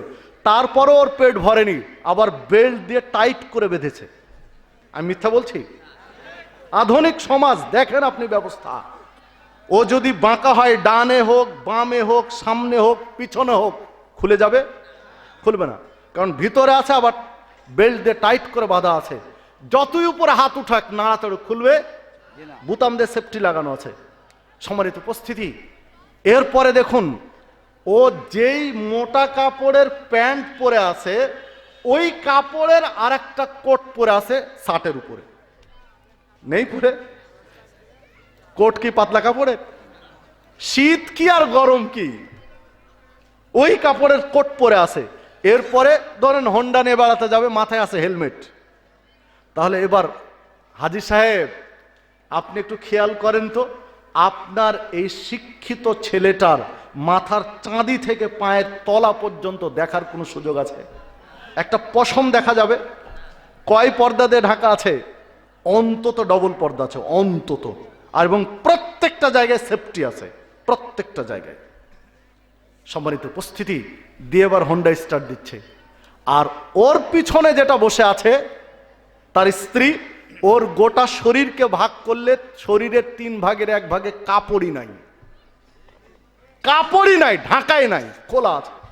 আপনি কোন দিকে যাবেন? যদি ওর পিছনে যেটা বসে আছে নর্তকীর মতো, ওকে যদি এভাবে হাত তুলতে বলেন তো দেখার কোনো কায়দা নেই। আস্তাগফিরুল্লাহ, ও বলার জো নাই, বলা যাবে? শাড়ি আর ব্লাউজ পরে, নতুন বধূ তো, এরা তো শাড়ি পরে বেড়াতে যাবে, তো শাড়ি পরে যদি এভাবে ওকে হাত তুলতে বলেন, যে ব্লাউজ আর শাড়ি, তাহলে ওখানে দেখার কোনো কায়দা বর্ণনা করা যাবে না, ওটা শেষ। সম্মানিত উপস্থিতি, এক। দ্বিতীয়ত দেখেন যে আপনার ছেলের কলারে বুতাম লাগিয়ে টাই দিয়ে বাঁধা আছে, আর আপনার নতুন বৌমার যে ব্লাউজ তাতে রাউন্ড করে বুকের কাছে কয়েক ইঞ্চি 4-5 ইঞ্চি কাপড়ই নাই। আপনার বৌমার পিঠের কাছে 4-5 ইঞ্চি কাপড়ই নাই, ঢাকা তো দূরের কথা, কাপড়ই দেওয়া নাই ওখানে। আপনার ছেলের শার্ট প্যান্টের মধ্যে ঢুকে আবার টাইট করে বেল্ট দিয়ে বাঁধা আছে, আর আপনার বৌমার পেটের কাছে রাউন্ড করে 4-5 ইঞ্চি কাপড়ই নাই। এটা হচ্ছে আধুনিক সমাজ। দেখেন আপনি মিলান, যে বাস্তব মিল আছে কিনা আপনি দেখেন। সম্মানিত উপস্থিতি, আরো দেখেন যে আপনার ছেলের প্যান্টের কাপড় চটের মতো মোটা, আপনার ছেলের কোট চটের মতো মোটা, আর আপনার বৌমা যে শাড়ি পরে আছে ওটার মশারির নেটের মধ্যে তেমন তফাৎ নাই। শাড়ি ভেদ করে ব্লাউজের ছায়ার কালার বোঝা যাচ্ছে। আপনার ছেলেরটা চটের মতো মোটা, আর আপনার বৌমারটা মশারির নেট। কি দিয়ে বুঝাবেন? এই হচ্ছে আধুনিক ফ্যাশন। অথচ ইসলাম আপনার ছেলেকে এত সেফটি পোশাক পরতে বলেনি, বলেছে মূলত আপনার বৌমার পোশাকটা এরকম সেফটি হওয়া দরকার ছিল। এই জাহেলিয়াত কুরে কুরে খাচ্ছে মুসলিম সমাজকে। বর্তমান সময়ে জেনা ব্যভিচার যেসব কারণে বেড়ে গেছে, তার অন্যতম একটা কারণ হচ্ছে নারীদের এই বেহায়াপনা, বেপর্দা, উলঙ্গপনা চলাফেরা করে, এটা একটা মৌলিক কারণ। সম্মানিত উপস্থিতি, এই পথ থেকে আপনাকে আমাকে ফিরে আসতে হবে। এই এক প্রকার জাহেলিয়াত গেল। 2, আসুন দ্বিতীয় প্রকার জাহেলিয়াতকে ধরি। দ্বিতীয় প্রকার জাহেলিয়াত কি? সুদ প্রথা। কি সুদ জাহেলি যুগে চালু ছিল না? ছিল। বিদায় হজ্জের ভাষণে লক্ষাধিক সাহাবীকে সামনে রেখে দ্ব্যর্থহীন কণ্ঠে যখন কথা বলছিলেন, সেই বৈঠকে বলেছিলেন, আলা কুল্লি শাইইন মিন আমরিল জাহেলিয়াত তাহতা কদামাইয়া, সাবধান, জাহেলিয়াতের যত কর্মকাণ্ড ছিল তা আমার 2 পায়ের নিচে কবর দিয়ে দিলাম। কে বলছেন? রাসূল সাল্লাল্লাহু আলাইহি ওয়াসাল্লাম। যে সাবধান, জাহেলিয়াতের যত কর্মকাণ্ড, জাহেলিয়াতের যত রীতিনীতি, জাহেলিয়াতের যত কৃষ্টি কালচার, তা 2 পায়ের নিচে আজকে পুঁতে দিলাম। ওয়ারেবাল জাহেলিয়াতে মাউদুন, তবে জাহেলিয়াতের সুদ প্রথাও পুঁতে দিলাম। মানে সুদ প্রথা কি? জাহেলিয়াত। সুদ প্রথা জাহেলিয়াত। খুলেন হাদিস সহিহ মুসলিমের 3009 নম্বর হাদিস সহিহ মুসলিমের। এটা আল্লাহ রাসূল সাল্লাল্লাহু আলাইহি ওয়াসাল্লাম নাম ধরে সুদের কথা বললেন, যে সুদ প্রথা জাহেলিয়াত আজকে আরাফার মাটিতে পুঁতে দিলাম, আর কোন মুসলিম সুদ খেতে পারবে না। আল্লাহ রাসূল সাল্লাল্লাহু আলাইহি ওয়াসাল্লাম বলে দিলেন, ঘোষণা করে দিলেন। কোরআন মাজিদে কোনো ত্রুটি নেই। আল্লাহ রাব্বুল আলামিন বলছেন, আহাল্লাল্লাহুল বাইয়া ওয়া হাররামার রিবা, ব্যবসা হালাল আর সুদ, ব্যবসা হালাল সুদ, ব্যবসা হালাল সুদ। সবাই বলছেন না, মানে খেতে চাচ্ছেন নাকি? ব্যবসা হালাল সুদ হারাম। তাহলে কোন মুসলমানের বাচ্চা সুদ খায় না, সব হিন্দুগুলো সুদ খায় নাকি? যদি মুসলিম সুদ খায় তাহলে কথা বলা দরকার আছে। মুসলিমও খাচ্ছে নাকি? তাহলে কথা বলা দরকার না নেই? মনে রাখবেন, নারী হোক চাই পুরুষ, যারা সুদি কারবারে জড়িয়ে রয়েছে, যারা সুদি লেনদেন করছে, তাদের হায়া শরম লজ্জা কিচ্ছু নেই। লজ্জা হায়া শরম বিক্রি করে খেয়েছে যারা সুদখোর। তাদের যদি লজ্জা থাকে তাহলে ইসলামের হাদিস মিথ্যা হয়ে যাবে। সুদখোরের লজ্জা বলতে কিছু নেই, সবগুলো নির্লজ্জ যারা সুদ খায়। আপনি বলবেন কিভাবে নির্লজ্জ? চলেন আপনাকে প্রমাণ করে দিচ্ছি নির্লজ্জ কিনা। দেখুন, রাসূলুল্লাহ সাল্লাল্লাহু আলাইহি ওয়াসাল্লাম, সুদ হারাম, কোন সন্দেহ আছে কি? সুদ হারাম কে বলেছেন? আল্লাহ বলেছেন, কোরআন মাজিদের আয়াত। গোটা পৃথিবীর আলেম ওলামা যদি একমত হয়ে যায় যে এখন থেকে সুদ হালাল, হালাল হবে না হারাম থাকবে? একটু পাশে খেয়াল রাখবেন, সুদখোর যেন উঠে না যায়। শুনেন, মানবেন কি মানবেন না ডিসিশন আগামীকালকে, সিদ্ধান্ত আগামীকালকে নেন, তবে একটু শুনে যান। তো দেখুন, রাসূলুল্লাহ সাল্লাল্লাহু আলাইহি ওয়াসাল্লাম বলছেন, আব্দুল্লাহ ইবনে হানজালা রাদিয়াল্লাহু আনহু বলেছেন, দিরহাম রিবা ইয়াকুলুহু রাজুল ওয়া হুয়া ইয়ালাম আসাদ্দু মিন সিত্তাতিন ওয়া সালাসিনা দিরিয়া। কোন ব্যক্তি যদি জেনে শুনে 1 দিরহাম সুদ খায়, কয় দিরহাম? 1 দিরহাম। সৌদি আরবে তৎকালীন সময়ে দিনার এবং দিরহাম চালু ছিল, যেমন এখন চালু আছে কি রিয়াল হালালা, রিয়াল হালালা চালু আছে। তো এখন যেমন রিয়াল, তখন ছিল কি দিনার এবং দিরহাম। তো দিনার দিরহাম দিয়ে উদাহরণ দিলেন। কোনো ব্যক্তি যদি 1 দিরহাম সুদ খায়, মানে 1 টাকা সুদ খায়, আমাদের টাকা পয়সা, তাদের দিনার দিরহাম। তো কেউ যদি জেনে শুনে 1 দিরহাম মানে 1 টাকা সুদ খায়, ওয়া হুয়া ইয়ালাম, ও জানে এটা সুদের টাকা, তাহলে আসাদ্দু মিন সিত্তাতিন ওয়া সালাসিনা জিনিয়া, 36টা নারীকে ধর্ষণ করলে যে পাপ হবে, 1 টাকা সুদ খেলে, 1 দিরহাম সুদ খেলে তার চেয়ে বেশি পাপ হবে। 36টা ব্যভিচারের পাপ এক পাল্লায় তুলে দেন, আর 1 দিরহাম সুদের পাপ এক পাল্লায় তুলে দেন। হাদিসের দৃষ্টিকোণে বোঝা যায় ভারী হবে কোনটা? 1 দিরহাম সুদের পাপ, 1 টাকা সুদের পাপ। হাদিস মুসনাদে আহমদের মধ্যে পাবেন 22,007 নম্বর হাদিস, 22,008 নম্বর হাদিস, সিলসিলা সহিহার 1033 নম্বর হাদিস, মেশকাতের মধ্যে পাবেন 2825 নম্বর হাদিস, মেশকাতের হাদিস সহি। সম্মানিত উপস্থিতি, আগে মুরব্বীরা ভালো বলতে পারবেন, এখনকার তো নতুন প্রজন্ম, ওরা এগুলো বুঝে না, আর তাদের বুঝার সুযোগই নেই এগুলো। সেইটা হলো, আজ থেকে 20 বছর 30 বছর আগে যদি কোনো ব্যক্তি ব্যভিচার করত, তাহলে তাকে সামাজিকভাবে শাস্তি দেওয়া হতো না? ধরা পড়ে গেছে, সামাজিক শাস্তি ছিল।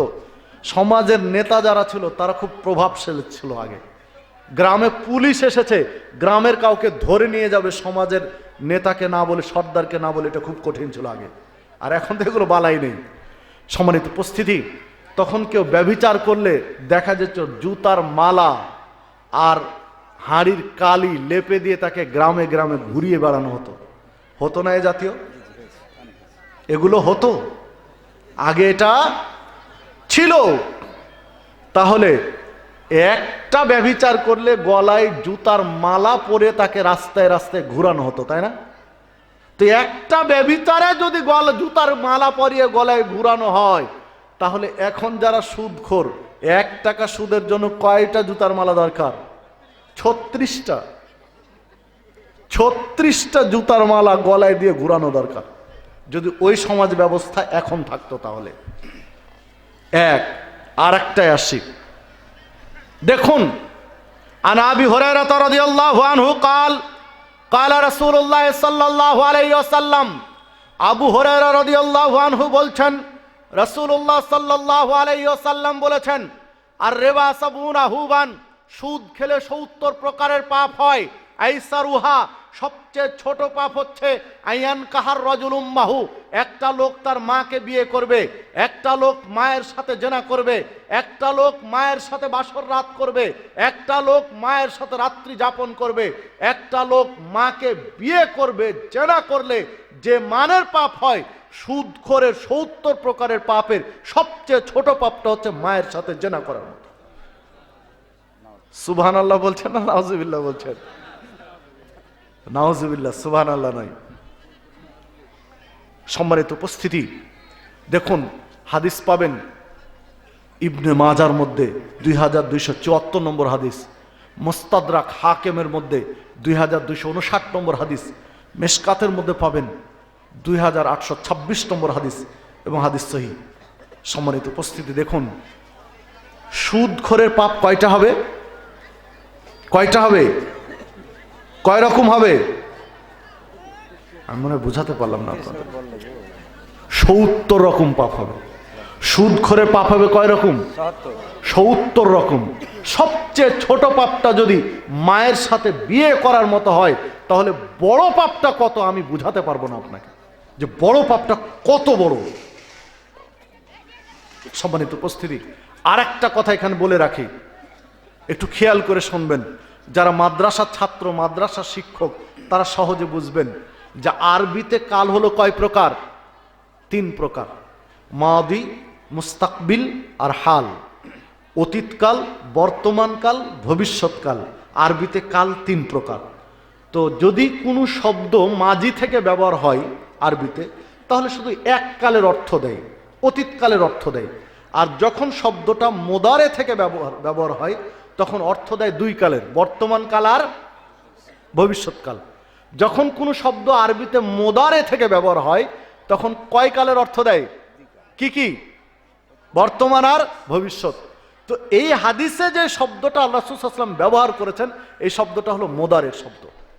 আইয়ান কাহার রজুল, আইয়ান কাহার রজুল উম্মাহু, যে 1 দিরহাম সুদ খাবে তার পাপটা হলো মায়ের সাথে ব্যভিচার করা। আইয়ান কাহা মানে যারা সুদ খাচ্ছেন এখন, মনে রেখে দেন হাদিসটা, যারা সুদ এখন খাচ্ছেন তাদের পাপটা হচ্ছে এই রকম, যেন সে এখন মায়ের সাথে ব্যভিচারে লিপ্ত আছে। এখন বর্তমানকালে তার পাপের কোয়ালিটিটা হলো ও যেন এখন মায়ের সাথে ব্যভিচারে লিপ্ত আছে, এবং ব্যভিচারে লিপ্ত থাকবে ভবিষ্যৎকালে যতদিন সুদ না ছাড়বে। হাদিসের শব্দের মিন ওই দিকে। আপনি বলেন মায়ের সাথে ব্যভিচার করে কে? যার 1% লজ্জা আছে মায়ের সাথে ব্যভিচার করতে পারবে? তো এই হাদিস তো আজকের নয়, এই হাদিস তো আপনিও জানেন, জুমার খুতবাতে শুনেছেন, ওয়াজে শুনেছেন, তারপরেও সুদ ছাড়তে পারেননি। যে আপনার পাপ চলছে মায়ের সাথে ব্যভিচার করার মতো, মায়ের সাথে ব্যভিচার করার মতো পাপে জড়িয়ে রয়েছেন, তারপরেও বলছেন যে আপনার লজ্জা আছে, আপনার শরম আছে, আপনার হায়া আছে। আগে শুধু পুরুষরা, যুবকরা, পুরুষরা সুদ খেত। এনজিও ব্যবস্থাগুলো, সুদী প্রতিষ্ঠানগুলো শুধু পুরুষদেরকে লাগিয়ে রেখেছিল মায়ের সাথে জেনা করার জন্য। জেনা করার মতো পাপে লিপ্ত করা ছিল, যে এসব ঋণ দেওয়া হতো পুরুষদেরকে। পরবর্তীতে এনজিও সংস্থাগুলো গবেষণা করে এমন পর্যায়ে নিয়ে গেল যে মা যেন ছেলের সাথে জেনায় লিপ্ত থাকে। তাই হয়ে যায়নি? অনেক এনজিও সংস্থা রয়েছে যেগুলোতে পুরুষকে ঋণ দেওয়া হয় না, অগ্রাধিকার দেওয়া হয় নারীদেরকে। এইটা হচ্ছে অমুসলিমদের ষড়যন্ত্র, ইহুদি খ্রিস্টানদের ষড়যন্ত্র, যে পুরুষ শুধু মায়ের সাথে জেনা করার মতো পাপ করবে কেন, নারীও ছেলের সাথে জেনা করার মতো পাপ করুক। এই থিওরি ছেড়ে দিয়েছে। আর আপনি আমি বোকা মুসলিমের মতো তাদের এনজিও সংস্থার পাতানো ফাঁদে পা দিয়ে গ্রাসে গিলছি তাদের এনজিওর সুদ, একটার পর একটা গিলছি। সাবধান, ভিক্ষা করে খাওয়া ভালো, সুদ খাওয়া ভালো নয়। ছোটখাটো ব্যবসা করেন, মুড়ির ব্যবসা করেন, কলার ব্যবসা করেন, চকলেটের ব্যবসা করেন, কিছুই নেই, মজুরি, দিন মজুরি খাটেন, কুলিগিরি করেন, কোনো ব্যবস্থা নেই, ভিক্ষা করেন, কিন্তু সুদ খাওয়া যাবে না। ভিক্ষা করা ভালো, কিন্তু সুদ খাওয়া ভালো নয়। তাই বলে ভিক্ষার ঝুলি নিয়ে হাতে নামতে নিয়ে আমি বলছি না, কোনো পথ না থাকলে লাস্টে ভিক্ষা করেন, তারপরেও সুদ খাওয়া যাবে না। সম্মানিত উপস্থিতি, কিন্তু কে শোনে কার কথা? এখন অনেকে মনে মনে বলছেন যে এই রকম ওয়াজ কি আর এই সমাজে চলে? সবাই সুদ খায়, এই সমাজে কি এই আলোচনা চলে? তা আপনি যদি মনে করেন এই সমাজে যদি এই হাদিস বলা না যায়, তাহলে এই হাদিস কি আফ্রিকার জঙ্গলে গিয়ে বলার জন্য রাসূল বলেছেন? আলেমদের কি দায়িত্ব যে এই হাদিস শোনাতে হবে সুন্দরবনের পশুগুলোকে? আপনি কি তাই মনে করছেন? না, এই সমাজেই শোনাতে হবে। একজন মানুষ যদি সুদ ছেড়ে দেয় তাহলে যথেষ্ট, ওই একজনের জন্য এই হাদিস। সম্মানিত উপস্থিতি, আপনি মানতে পারেন আর না পারেন, সুদ হারাম, হারাম থাকবে, ওটা হালাল হবে না। মায়ের সাথে ব্যভিচার করার মতো পাপ সুদ তাই থাকবে, এর চেয়ে কমবে না। সম্মানিত উপস্থিতি, আপনাকে আমাকে খেয়াল রাখতে হবে, যারা সুদখোর এরা এতই নির্লজ্জ।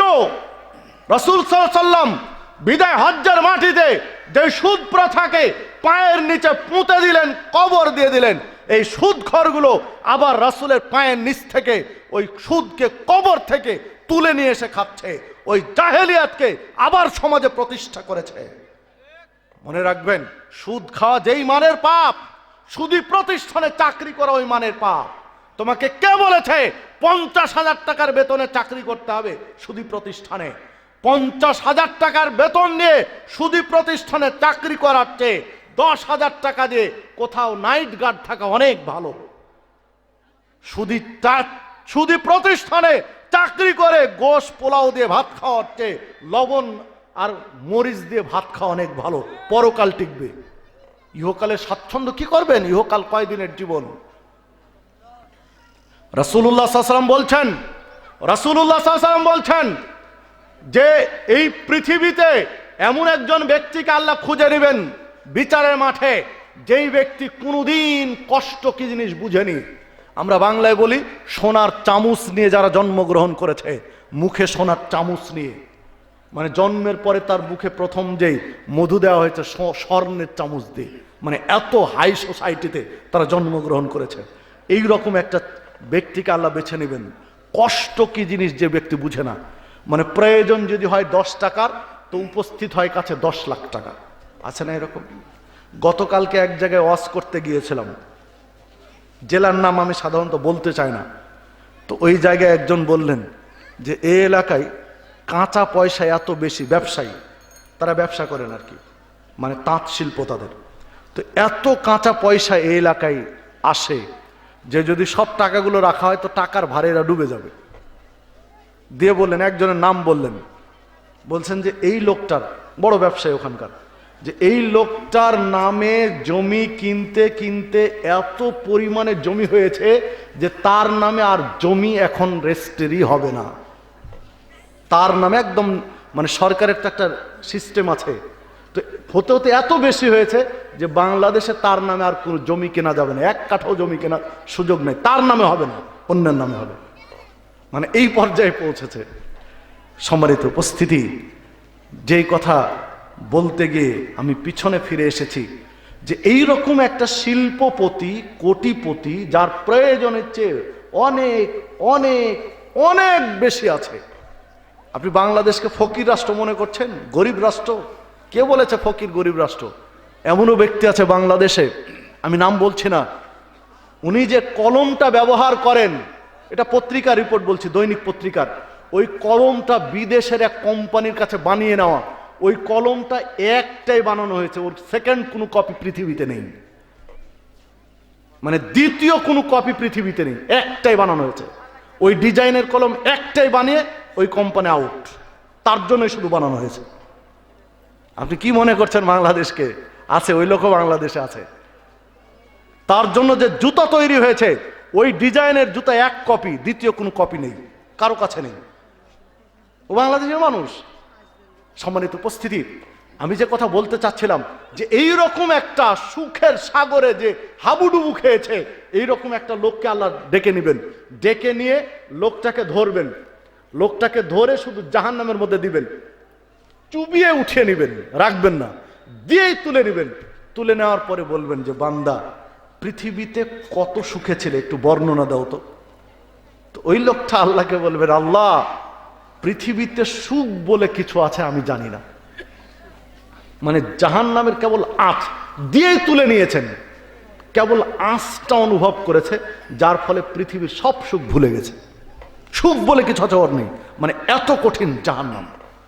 এরপরে আল্লাহ একটা লোককে বেছে নেবেন, যে লোকটা এতই দরিদ্র, এতই দুঃখী, এতই কষ্টে জীবন যাপন করেছে যে চশমা পড়তে গিয়ে, একটা উদাহরণ দিচ্ছি, হাদিসে কিন্তু ওই কথা নেই, ধরেন চশমা পড়তে গিয়ে তার 1 চোখের গ্লাস আছে আর 1 চোখের নাই, ওটাই দিয়া থাকে। এরকম আছে না? দরিদ্র আছে না? যে সময় বিদেশি 8 কেজি ওজনের কম্বল গায়ে দিয়ে আপনি সুখের বিছানায় আলিশান ভাবে বিশ্রাম নিচ্ছেন, ওই সময় আপনি চলে যান রেল স্টেশনে, দেখেন খোলা আকাশের নিচে কেবল পেপার বিছিয়ে দিয়ে গায়ের লুঙ্গিটা পরে ঘুমিয়ে রয়েছে। এই মানুষও আপনি বাংলাদেশে পাবেন। আপনি কল্পনা করতে পারবেন কষ্ট কি জিনিস? চোখে পানি ধরে রাখা যায় না। যখন ঢাকার ফুটপাতে দেখা যায় কুকুর আর মানুষ একসাথে ডাস্টবিনে খাবার খুঁজছে, তখন চোখের পানি ধরে রাখা যায় না। কুকুরও খাবার খুঁজছে আর মানুষও খাবার খুঁজছে, ডাস্টবিনে একসাথে 2 জন খাবার খুঁজছে। আপনি কি দিয়ে বিশ্লেষণ করবেন? এই মানুষও বাংলাদেশে দেখা যায়। সম্মানিত উপস্থিতি, এইরকম একটা দুঃখী, যে কষ্টের পরে কষ্ট, যন্ত্রণার পরে যন্ত্রণা, বিপদের পরে বিপদ, এত বিপদ মাথায় রেখে ইসলামের উপরে টিকে ছিল, দ্বীনের উপরে কায়েম ছিল, শত বিপদ তার উপরে গড়িয়ে গেছে, কিন্তু সত্যের কাছে সব সময় উন্নত ছিল, মিথ্যার কাছে মাথা নত করেনি। এইরকম একটা লোককে আল্লাহ বেছে নিয়ে লোকটাকে জান্নাতে দিয়েই তুলে নেবেন, রাখবেন না, কেবল দিবেন আর তুলবেন। তোলার পরে বলবেন, বান্দা বলো তো পৃথিবীতে তুমি কেমন কষ্টে ছিলে? তখন লোকটা বলবে, আল্লাহ পৃথিবীতে কষ্ট বলে কিছু আছে আমি জানি না, মানে পৃথিবীর চেয়ে সুখের জায়গা আর নেই, মানে পৃথিবীর সব কষ্ট ভুলে গিয়েছে, জান্নাতের একটু সুখের পরশ পেয়ে, এর নাম হচ্ছে জান্নাত। আল্লাহ রাসূল সাল্লাল্লাহু আলাইহি ওয়াসাল্লাম বলছেন, আল্লাহ বলেছেন, আদাতু লিইবাদিয়াস সালিহিন মা লা আইনুন রাত, আমি আমার সালেহ বান্দাদের জন্য এমন জান্নাত তৈরি করে রেখেছি যা চোখ কোনোদিন দেখেনি। ওয়ালা উদরুন সামিয়াত, এমন জান্নাত তৈরি করে রেখেছি আমার প্রকৃত সালেহ বান্দাদের জন্য যা কান কোনোদিন শুনেনি। ওয়ালা খাতারা আলা কলবে বাশার, অন্তর কোনোদিন কল্পনা করতে পারবে না এই রকম জান্নাত আমি প্রস্তুত করে রেখেছি সালেহ বান্দাদের জন্য।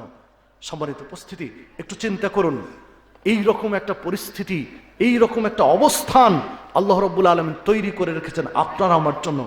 এইটা ভোগ করতে হলে আপনাকে আমাকে কষ্ট স্বীকার করতে হবে। বিনা পরিশ্রমে, বিনা কষ্টে আপনি ওই সুখের জায়গায় যেতে পারবেন না। আজকে সুদি কারবারে জড়িয়ে মনে করছেন ভালো খেয়ে পরে বেঁচে আছি, খুব ভালো আছি, মরেন, ঠেলা সামলাতে হবে, টের পাবেন। তো সুদ প্রথা হলো জাহেলিয়াত। সুদি কারবার থেকে মুসলিম মিল্লাতকে বের হতে হবে। এই জাহেলিয়াত থেকে বের হতে না পারলে বিপদ রয়েছে পরকালে। এরপরে 3 নম্বর জাহেলিয়াতে আসি, যা মুসলিম সমাজকে কুরে কুরে খাচ্ছে, সেই জাহেলিয়াত রয়েছে। সেই জাহেলিয়াত হচ্ছে নেশা জাতীয় দ্রব্যের ব্যবহার, যেটাকে মাদকতা বলা হচ্ছে। মদ বা নেশা জাতীয় দ্রব্য খাওয়া বা পান করা হলো কি? জাহেলিয়াত। জাহেলি যুগে নেশা জাতীয় দ্রব্যের ব্যবহার ছিল, ইসলাম হারাম করে দিয়েছে। ইয়া আইয়ুহাল্লাযীনা আমানু ইন্নামাল খামরু ওয়াল মাইসিরু ওয়াল আনসাবু ওয়াল আযলামু রিজসুম মিন আমালিশ শায়তান ফাজতানিবুহু লাআল্লাকুম তুফলিহুন। নিশ্চয় মদ, জুয়া, ভাগ্য নির্ধারণের কলা কৌশল, মূর্তি পূজা করা, রিজসুম মিন আমালিশ শায়তান, শয়তানের অপবিত্র কাজ। ফাজতানিবুহু, অতএব তোমরা বেঁচে থাকো, লাআল্লাকুম তুফলিহুন, অবশ্যই তোমরা সফল কাম হবে যদি এগুলো থেকে বেঁচে থাকো। সূরা মায়েদার 90 নম্বর আয়াত এটি। দেখুন, এই নেশা জাতীয় দ্রব্য আল্লাহ হারাম করেছেন, এগুলো থেকে বাঁচতে বলেছেন। নেশা জাতীয় দ্রব্য কি? আনুম ইবনে উমর রাদিয়াল্লাহু আনহু قال قال رسول الله সাল্লাল্লাহু আলাইহি ওয়াসাল্লাম, ইবনে উমর রাদিয়াল্লাহু আনহু বলছেন, রাসূলুল্লাহ সাল্লাল্লাহু আলাইহি ওয়াসাল্লাম বলেছেন, কুল্লু মুসকিরিন খামরুন ওয়া কুল্লু খামরিন হারাম। প্রত্যেকটা নেশা জাতীয় দ্রব্য মদ, আর প্রত্যেকটা নেশা জাতীয় দ্রব্য হারাম। যেই জিনিস খেলে পান করলে নেশা হয় সেটি মদ এবং সেটি হারাম। সহিহ মুসলিমের 5336 নম্বর হাদিস, আল্লাহ রাসূল সাল্লাল্লাহু আলাইহি ওয়াসাল্লাম বলছেন, কুল্লু মুসকিরিন হারাম, প্রত্যেকটা নেশা জাতীয় দ্রব্য হারাম। সহিহ বুখারীর 7172 নম্বর হাদিস, আল্লাহ রাসূল সাল্লাল্লাহু আলাইহি ওয়াসাল্লাম বলছেন, মা আসকারা কাসীরুহু ফাকালিলুহু হারাম। যেই জিনিস অনেক পরিমাণ খেলে নেশা হবে, তার সামান্য পরিমাণ খাওয়া হারাম। ইবনে মাজাহ 3393 নম্বর হাদিস। সম্মানিত উপস্থিতি, বিড়ি, সিগারেট, জর্দাগুল খেলে নেশা হয় না? হয় না? তাহলে এগুলো কি? এগুলো হারাম না মাকরু? মাকরু নাকি? যারা খায় তাদের দৃষ্টিতে কি? মাকরু। মানে খাওয়ার একটা ধান্দা, এটা খাওয়ার একটা পাঁয়তারা। সম্মানিত উপস্থিতি, এই জর্দা গুল হারাম না হারাম নয়, বিড়ি হারাম না হারাম নয়, একটা পরীক্ষার দু একটা পথ বলবো পরীক্ষা করার জন্য। দেখেন, পরীক্ষা করে আপনি সিদ্ধান্ত নিন যে এটা হারাম না হালাল। আল্লাহ রাসূল সাল্লাল্লাহু আলাইহি ওয়াসাল্লাম বললেন, ইবনে মাজার হাদিস, যে জিনিস বেশি খেলে নেশা হবে তার অল্প পরিমাণ খাওয়া কি হারাম। মুড়ি চিনেন তো নাকি? মুড়ি খেয়েছেন? মুড়ি খেয়েছেন তো সবাই। মুড়ি কিভাবে খাই? বাটিতে মুড়ি নিয়েছে, মুঠ ভর্তি মুড়ি নেয় আর মুখের মধ্যে দেয়, তাই না? দিয়ে চিবিয়ে চিবিয়ে খাই। আবার মুড়ি মুখেরটা শেষ, আবার নেয় এক মুঠ, আবার মুখে দেয়, চিবিয়ে চিবিয়ে খাই। এইভাবে যখন মুড়ি খাওয়া শেষ তখন এক গ্লাস পানি খাই, তাই না? তো বেশি পরিমাণ খেলে যদি নেশা হয় তো অল্প পরিমাণ খাওয়া হারাম, আল্লাহ রাসূল সাল্লাল্লাহু আলাইহি ওয়াসাল্লাম বললেন। তো আপনি 2 কোটা জর্দা, আপনি যে জর্দা খান 2 কোটা জর্দা একটা বাটিতে ঢালেন, মুঠ ভর্তি জর্দা নিয়ে মুখের মধ্যে দিয়ে চাবান, দিয়ে গিলেন। আবার আর এক মুঠ নেন, মুঠ ভর্তি জর্দা দিয়ে চেবিয়ে গিলেন। আর এক মুঠ নেন, মানে ওই 2 কোটা জর্দা পুরোটা খান, খেয়ে 1 গ্লাস পানি খান। পানি খাওয়ার পরে যদি দেখেন যে দুনিয়াটা ঘুরছে, বা আশপাশের খুঁটিগুলো বা দেয়াল আপনার দিকে এগিয়ে আসছে, বা মাথা টলমল করছে, তাহলে এটা কি? এটা নেশা, এটা হারাম। কারণ বেশি পরিমাণ খেলে নেশা হলে তার সামান্য পরিমাণ খাওয়া হারাম। তো 3 কোটা জর্দা একসাথে খেয়ে যদি নেশা হয় তো জর্দার একটা দানা খাওয়া হারাম। এবার গুলে আসেন, যেই গুল আপনি দাঁতে ঘুষেন ওই 2-3 কোটা গুল একটা গ্লাসে ঢালেন, 5 কোটা গুল ঢালেন, দিয়ে একটা চামচ দিয়ে নেড়ে নেন, নাড়ার পরে ঢকঢক করে খান, শরবত যেভাবে খান ওইভাবে খান। এরপরে যদি দেখেন মাথা এলোমেলো হয়েছে, তাহলে জর্দার একটা দানা বা গুলের কিঞ্চিত পরিমাণ দাঁতে ঘুষা হারাম। এবার বিড়িতে আসেন, 2, 4, 5, 10 প্যাকেট বিড়ি নিয়ে বসেন, সিগারেট নিয়ে বসেন, একটা শেষ করেন আর একটা ধরেন, একটা শেষ করেন আর একটা ধরান, দিয়ে গোটা পেট ধোঁয়ায় ভর্তি করে নেন। যদি নেশা হয়, মাথা এলোমেলো হয়, বিবেক আচ্ছাদিত হয়, তাহলে বিড়িতে একটা টান দেওয়া হারাম। এই একটা পরীক্ষার পথ। আর একটা পথ দেখেন, স্বর্ণ যাচাই বাছাই করা হয় কি দিয়ে? কষ্টি পাথর দিয়ে। তো এই বিড়ি, সিগারেট, জর্দা, গুল হালাল না হারাম, কষ্টি পাথরওয়ালা বডি দিয়ে পরীক্ষা করতে হবে। কষ্টি পাথরওয়ালা বডি। কষ্টি পাথরওয়ালা বডি কার বলতে পারবেন কেউ? কষ্টি পাথরওয়ালা বডি হলো শিশু, যেই শিশু এখনো মায়ের দুধ খায়। মায়ের দুধ খেয়ে যে শিশুটা বেঁচে আছে, মানে বয়স কত হবে? 1.5 বছর, 2 বছর, কেবল মায়ের দুধ খায়, অন্য কিছু নয়। মানে পৃথিবীর কোনো ভেজাল খাদ্য তার শরীরে এখনো ঢুকেনি। মায়ের দুধ ভেজাল না নির্ভেজাল? মায়ের দুধের মতো, মায়ের স্তনের চেয়ে একদম নির্ভেজাল পিওর খাদ্য কোনো মানুষের জন্য দ্বিতীয়টা নাই। একদম নির্ভেজাল, একদম প্রাকৃতিক নির্ভেজাল খাদ্য আল্লাহ দিয়েছেন। তো এই নির্ভেজাল বডিতে ভেজাল ঢুকিয়ে দেখেন বিপদটা কোথায়। ওটা হচ্ছে কষ্টি পাথরওয়ালা বডি।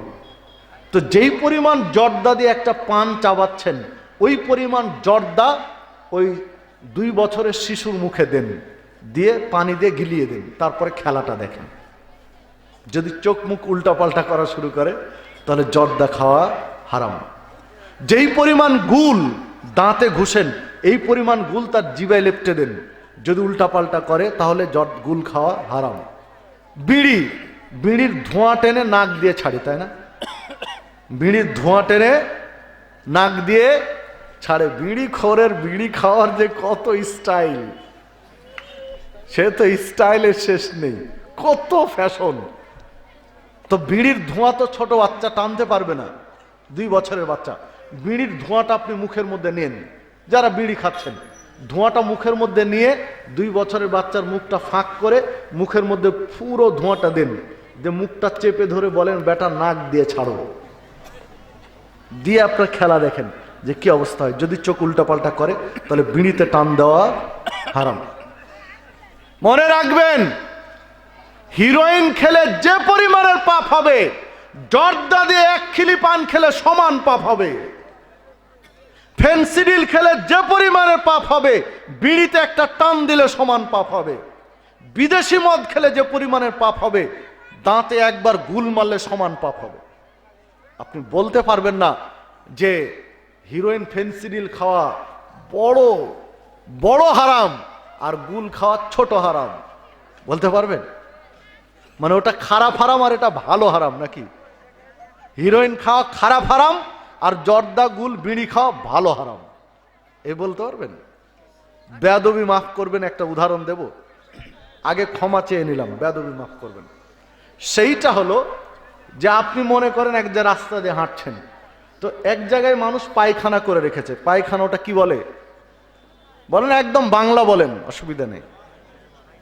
যারা বুঝে না একদম সবার মাথায় যেন ঢুকে, ওই জন্য আমি উদাহরণটা টানছি। ওটা গু, তাই না? তো 20 দিন আগে একজন পায়খানা করেছে, ওটা কি হয়েছে? শুকিয়ে কাঠে আছে, বহনযোগ্য, তাই না? আর তার 2 হাত পরে একজন কেবলই 1 ঘন্টা আগে পায়খানা করে গেছে, তো ওটাও গু এটাও গু। তো এবার বলেন যে ওটা খারাপ হারাম আর এটা ভালো হারাম, একটা শুকনা আর একটা ভিজা, কোয়ালিটি বলতে পারবেন যে ওটা একটু ভালো আর এটা একটু খারাপ? বলা যাবে? বলা যাবে কি যে ওটা খারাপ, আজকেরটা খারাপ আর আগেরটা ভালো? সুযোগ আছে না? দুইটা একই, দুইটার বিধান একই। তো হারাম হারামি, হারামের কোনো ভালো মন্দ নেই। তো জর্দা যেই মানের হারাম, গুলো সেই মানের হারাম, হিরোইনে সেই মানের হারাম, ফেন্সিডিল ওই মানের হারাম, বিড়িও একই মানের হারাম, কারণ ওটা হারাম। হারামের আবার ভালো কি আর মন্দ কি? সম্মানিত উপস্থিতি, একটা ছাত্র ফেল করলে ফেলের ভালো মন্দ হয় না।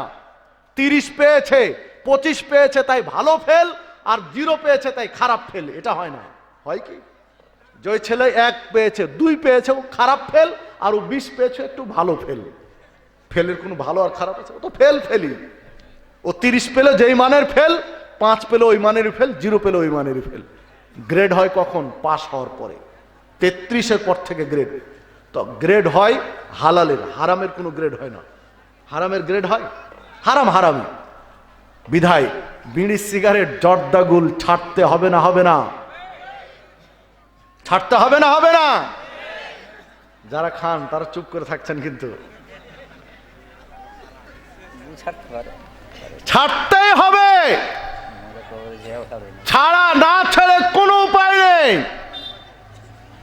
বিড়িখোর আর সিগারেট খোর একদম হায়া শরম বেচে খেয়ে শেষ করে দিয়েছে। বিড়িখোর সিগারেট খোরের লজ্জা শরম হায়া বলতে কিচ্ছু নেই।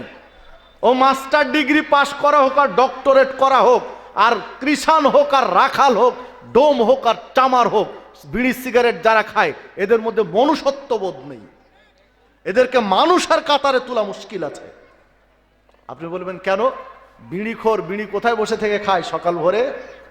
বলেন কোথায় বসে খায়? পায়খানায়। পায়খানা করে আর বিড়ি খায়, পায়খানা করে আর বিড়ি টানে, খায় আর পায়খানা করে। ও মানুষ? আপনি নির্ধারণ কো মানুষ? ও যদি মানুষ হয় তো আপনি কি? আপনিও মানুষ, সেও মানুষ, তো পার্থক্যটা কোথায়? ও তো গরু ছাগলের চেয়েও খারাপ। হ্যাঁ, বিশাল সাইনবোর্ডে লেখা থাকে, মাঝে মাঝে চোখে পড়ে, বিশাল সাইনবোর্ড, স্বাদে গন্ধে অতুলনীয়, প্রতি টানে তৃপ্তি আনে, লেখা থাকে না? সাইনবোর্ডে লেখা থাকে, বড় বড় সাইনবোর্ডে, যে স্বাদে গন্ধে অতুলনীয়, প্রতি টানে তৃপ্তি আনে। যেই বেটায় স্লোগান লিখেছে ওই বেটা ঠিকই লিখেছে, ও জেনে বুঝে লিখেছে। সকাল ভোরে ও যে জায়গায় বসে থেকে বিড়ি টানে, যা টানে তার স্বাদ আর যা বের করে তার গন্ধ আসলে অতুলনীয়। ওর কোনো তুলনা হবে? বলে দেখি, ওর কোনো তুলনা হবে? ও বসে থেকে বিড়ি টানে ওখানে, ছি ছি ছি, আস্তাগফিরুল্লাহ। কথার কথা একটা উদাহরণ দেই, মানে বিড়ি খোরার জর্দাখোর কলিজা ছিঁড়ে যেন কথাগুলো ঢুকে, ওই জন্যই বলছি। মানে ছাড়তে হবে, এটা কলিজা না ছিঁড়লে তো হবে না। কলিজা ছিঁড়ে যেন কথাগুলো ভিতরে ঢুকে, কারণ ওদের এগুলো খেয়ে খেয়ে খেয়ে খেয়ে কলিজায় চর পড়ে আছে, ওই চর ভেদ করে কথা ঢুকাতে হবে। এখন দেখুন, ধরুন এ ওস্তাদের বাড়িতে একদিন মেহমান হলেন, আজকে রাতেই, কথার কথা, আপনি বিড়িখোর মানুষ, ওস্তাদের বাড়িতে মেহমান হলেন। কাল সকালে ঘুম থেকে উঠলেন, ফজরের সময় ঘুম থেকে উঠলেন। এবার আপনার ঘুম থেকে উঠে মানুষের টয়লেটে যাওয়া দরকার হয়, প্রাকৃতিক প্রয়োজন। এখন আপনি টয়লেটে যাচ্ছেন, তখন ওস্তাদ করলেন কি, একটা দেশি মুরগির ডিম সুন্দর করে সিদ্ধ করে ছিলে একটা পিরিচে দিয়ে একটু কাঁচা লবণ দিয়ে, ঠিক আপনি বাথরুমে ঢুকছেন তখন হাতে ধরিয়ে দিলেন যে ভাই বসে খাবেন ভিতরে। এবার আপনার মেজাজটা কি বলবে আপনি বলেন, আমার বলার দরকার নেই। আপনি যদি ওনার মুখের উপরে বলতে নাও পারেন, বাথরুমে বসে বসে রাগ করে ফেলে দিবেন ডিমটা বাথরুমের প্যানে, আর বলবেন যে আগেই শুনেছিলাম যে হুজুরদের আক্কেল জ্ঞান নেই, তা আজকে দেখলাম যে এরা বেয়াক্কল। বাথরুমে, ওনার বাড়ি মেহমান হয়েছি, বাথরুমে পায়খানা করতে ঢুকলাম আর আমাকে ডিম দিচ্ছে, বসতে খাবেন, বলবে না? হ্যাঁ, সম্মানিত বুদ্ধিজীবী সাহেব, বিড়িখোর মানুষ, আপনার কাছে আমার প্রশ্ন কিন্তু এখানেই, এই প্রশ্ন আপনার কাছে রেখে গেলাম। ওস্তাদ ডিম খেতে কয়দিন দিয়েছে বাথরুমে? একদিন। একদিন ডিম খেতে দিয়ে ওস্তাদ যদি বেয়াক্কেল হয়, আপনি প্রত্যেক দিন বিড়ি টানছেন, আপনি কি বলেন? আপনার আক্কেল কোথায়? ওস্তাদ তো কেবল বেয়াক্কেল হয়েছেন, আর আপনার আক্কেল কেন কোনো সীমাই নেই, আপনার প্রত্যেক দিন টানছেন বিড়ি। এইটা একটা দিক। আর একটা দিক দেখেন, যারা জর্দার গুল খাচ্ছেন, জর্দার গুল যারা সেবন করেন, আগামীকালকে পরীক্ষা করেন, একটা পিরিচে জর্দা রাখেন, এক কোটা জর্দা ঢেলে রাখেন, আর একটা পিরিচে এক কোটা গুল ঢেলে রাখেন, আর একটা পিরিচে এক মুঠ, এক প্যাকেট বিড়ি ভেঙে তামাকটা রেখে দেন। রেখে দিয়ে কয়টা জিনিস হয়েছে? তিনটা। এক পিরিচে গুল, এক পিরিচে জর্দা, এক পিরিচে বিড়ির তামাক, তিনটা। যে যেটা খান সে সেটা পরীক্ষা করেন, কালকে পরীক্ষা করেন। এবার প্রথমে মুরগির মুখে দেন গুল, জর্দা আর বিড়ির তামাক। যদি মুরগি খায় তাহলে কথা হবে আপনার সাথে। চলেন, ছাগলকে দেন, খাবে? গরুকে দেন, খাবে? নিচে নামেন। এবার একটা প্রাণী আছে না বাড়ির চারদিকে ঘুরে, কি? কুত্তা। কুকুরের মুখে ধরেন, যদি কুকুর তামাক খায়, বিড়ির ভিতরের তামাক, যদি কুকুর আপনার এই হাকিমপুরি জর্দা খায়, যদি কুকুরে গুল খায়, তাহলে আমি ওয়াজ করা বন্ধ করে দেবো, আর করবো না ওয়াজ। আপনি পরীক্ষা করেন, সম্মানিত উপস্থিতি। তবে এক্ষেত্রে মনে রাখবেন যে শুধু ছবি তুলে হবে না, এগুলো ভিডিও করতে হবে, ভিডিও রাখতে হবে যে খাচ্ছে। আপনি যেভাবে মজা করে চিবিয়ে চিবিয়ে রস খাচ্ছেন বিড়ির, জর্দার, গুলের, ঠিক কুকুর ওইভাবে খাচ্ছে, আপনাকে দেখাতে হবে। হ্যাঁ, অনেক কাটিং মাস্টার আছে।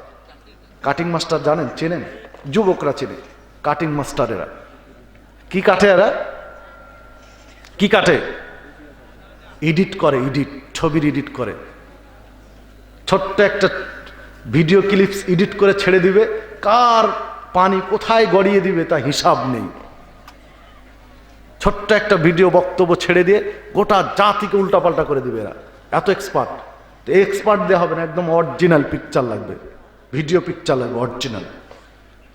যে কথা বলছিলাম, আপনার কল্পনা, আপনার বিবেকের কাছে যদিও কথাগুলো মনে হয় আমার কথাগুলো যদি আপনার কাছে মনে হয় কি ফাউল কথা বলছি, ফাউল নয়। আপনাকে তো সোজা পথে হাজার দিন সোজাভাবে সহজভাবে খুতবায় বলে বলে কিছুই হয়নি, এই জন্য একটু বাঁকা করে বলছি আপনাকে। আপনি মুসলমানের বাচ্চা বিড়িখোর হলেন কেন?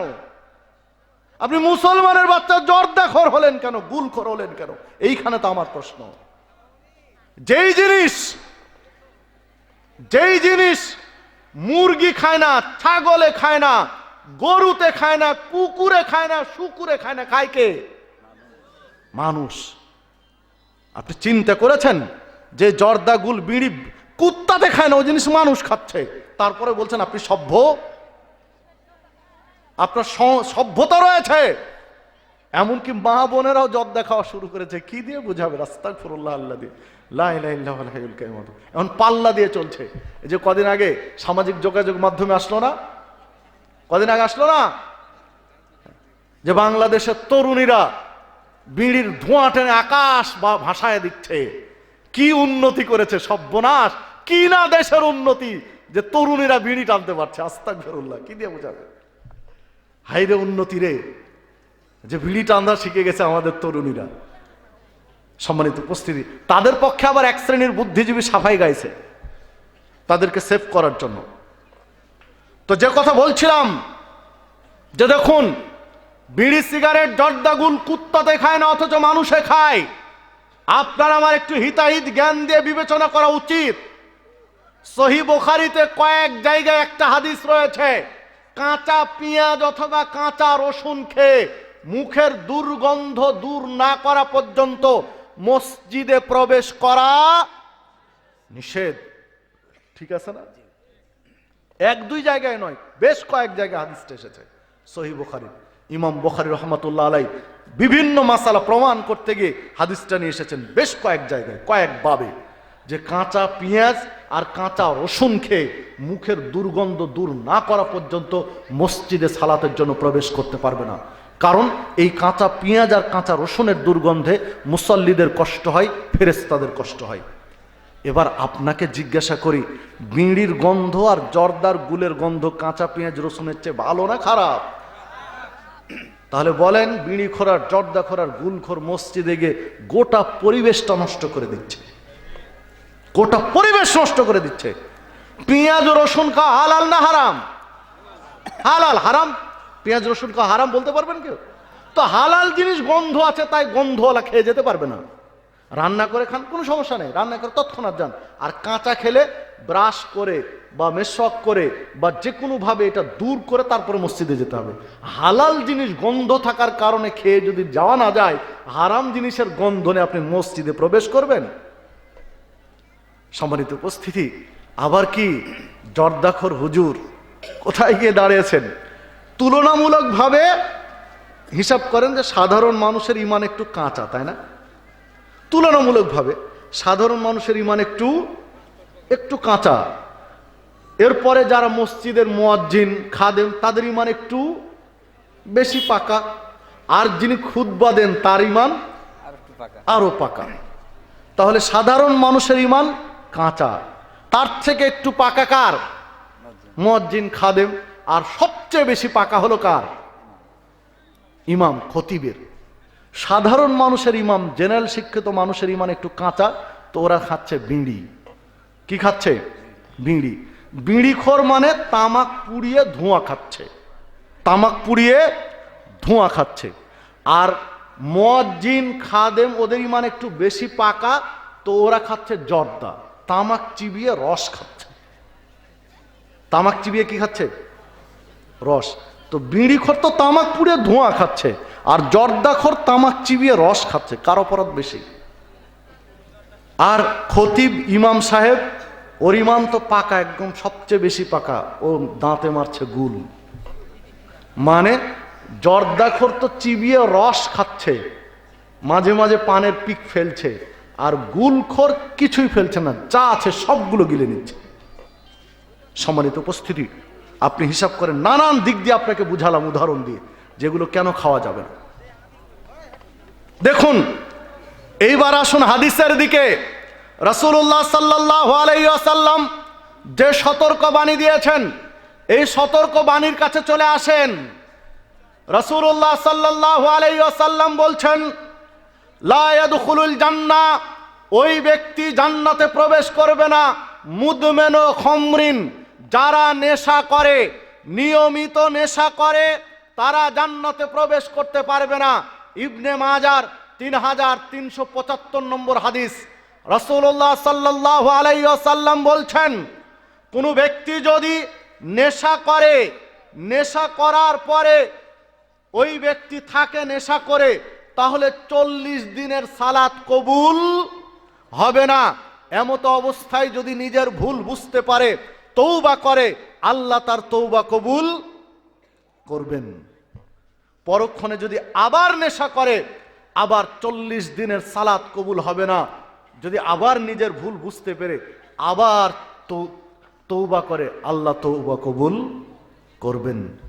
তৃতীয়বার যদি আবার নেশা করে, আবার 40 দিনের সালাত কবুল হবে না।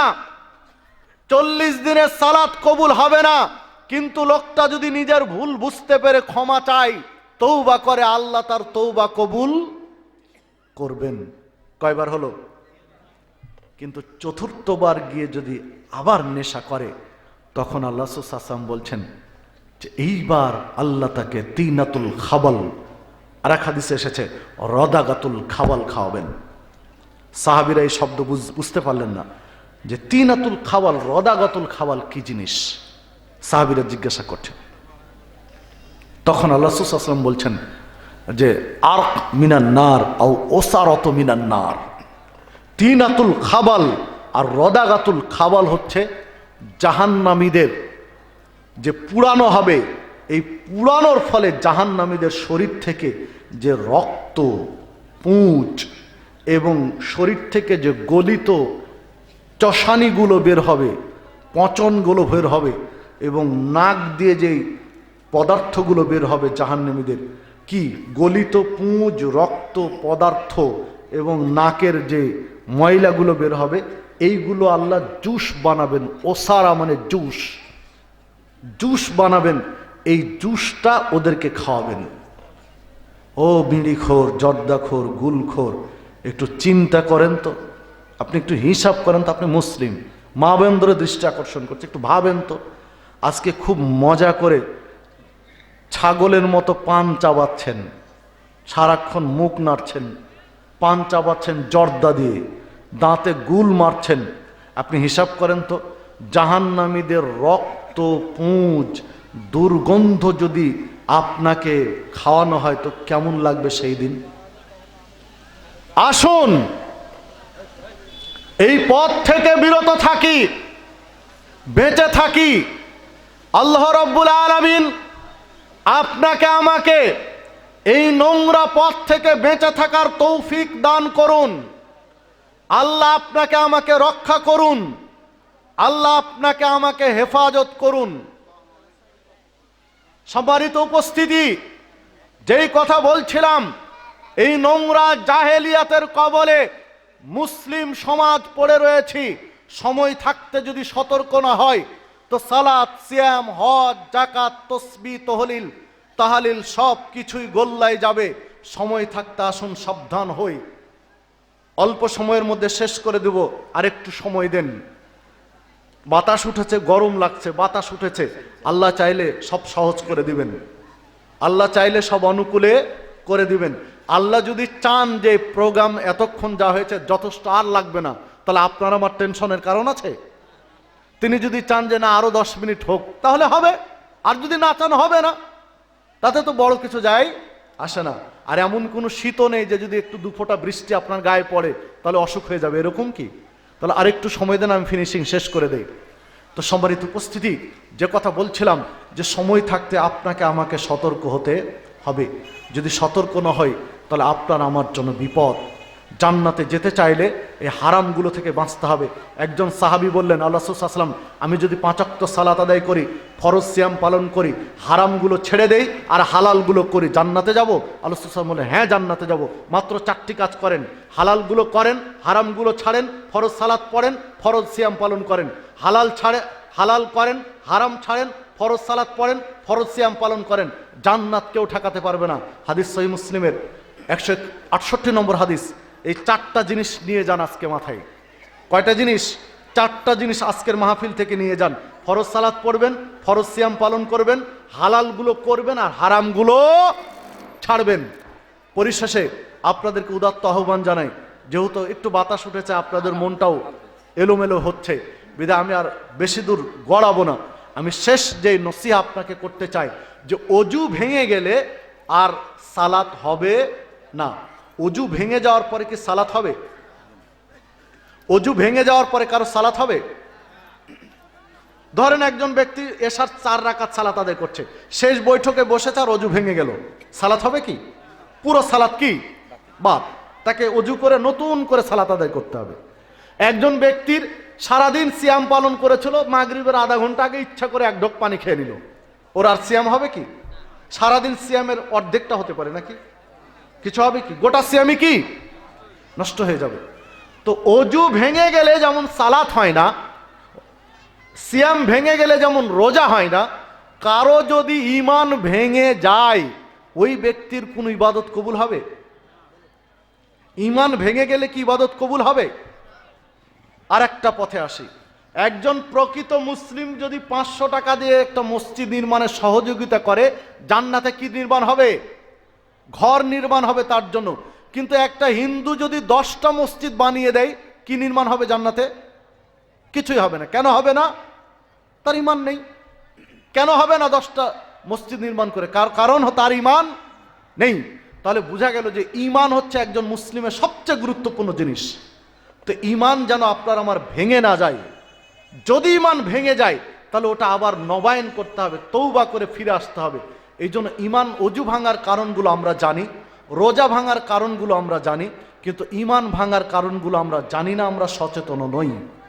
তো এই যে লকডাউনের মধ্যে দীর্ঘদিন বাড়িতে বসেছিলাম, এই লকডাউনের মধ্যে ছোট্ট একটা বই আপনাদের জন্য লেখা, সেটা হচ্ছে ঈমান ও ইসলাম ভঙ্গের কারণ। কি কি কারণে ঈমান ও ইসলাম ভেঙে যায় এবং এই সময় আপনার আমার করণীয় কি, ফিরে আসার পথ কি।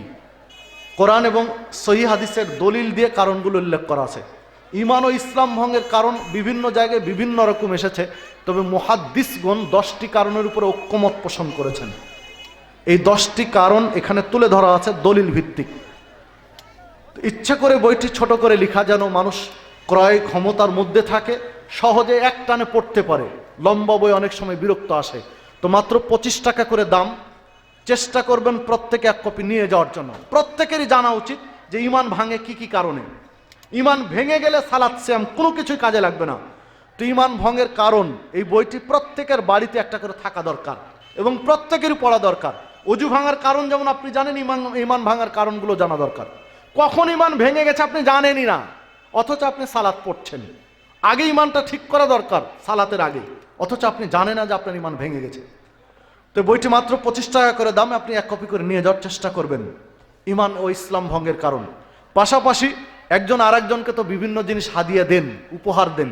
তো এসব বই উপহার দেন, ফলে দেখা যাবে যে আপনি একজনকে একটা ঈমান ভঙ্গের কারণ বই উপহার দিয়েছেন, তার যদি ঈমান ভেঙে থাকে, আপনি এই বইটা পড়ার ফলে, আপনার দেওয়া বইটা পড়ার ফলে ঈমান যদি ও জোড়া লাগাতে পারে, তওবা করে ফিরে আসতে পারে, আজীবন আমল করে যে নেকি পাবেন, আপনার আমল নামায় তার একটা অংশ লেখা হবে। তো এই বইটা নিয়ে যাওয়ার চেষ্টা করবেন। এক। দ্বিতীয় আরেকটা ছোট্ট বই আছে আমার, সূরা মাউনের সামাজিক শিক্ষা। কোরআন এবং হাদিসের আলোকে সূরা মাউন যে শিক্ষা রয়েছে একটা সুন্দর সমাজ গঠন করতে, ওই বইটা মাত্র 20 টাকা পিচ। ওই বইটাও রয়েছে, চাইলে আপনি এক কপি করে নিয়ে যাবেন। তবে এই বইটা প্রত্যেকের কাছে থাকা দরকার। মা বন্ধুদের দৃষ্টি আকর্ষণ করব, নিজে পড়ুন, আরেকজনকে পড়ার সুযোগ করে দিন। তো স্টেজে আছে পর্যাপ্ত পরিমাণে, নিয়ে যাওয়ার চেষ্টা করবেন। তো শেষ পর্যায়ে এসে যে কথা বলছিলাম, যে ঈমান হচ্ছে একটা গুরুত্বপূর্ণ বিষয়। বিচারের মাঠে আল্লাহ রাব্বুল আলামিন এক পর্যায়ে বলবেন, আখরিজু মিনান নার, ওদেরকে জাহান্নামের আগুন থেকে বের করো, ফি কলবিহি মিসকাল যাররাতিন মিনাল ঈমান, যার হৃদয়ে যাররা পরিমাণ ঈমান আছে, সামান্য পরিমাণ হলেও যার হৃদয়ে ঈমান আছে, তাকে জাহান্নামের আগুন থেকে বের করো। যদি মাদ্রাসা নাই, এলাকায় নাই, তো মাদ্রাসাটার দিকে আপনারা খেয়াল রাখেন। এই চেতনা ফিরিয়ে এনে আসা উচিত। একে আবার গড়ে তোলা যায় কিভাবে? যারা আল্লাহ যাদের ধন সম্পদ দিয়েছে, আল্লাহ যাদেরকে মেধা দিয়েছে, বুদ্ধি দিয়েছে, তারা একটু এগিয়ে আসেন, এই মাদ্রাসাটা গড়ে তোলার চেষ্টা করেন।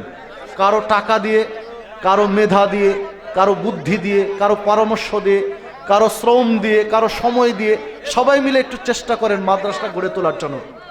পাশাপাশি আল্লাহ রাব্বুল আলামিনের কাছে প্রার্থনা জানায়, আল্লাহ তুমি আজকের এই মাহফিলটা কবুল করে নাও।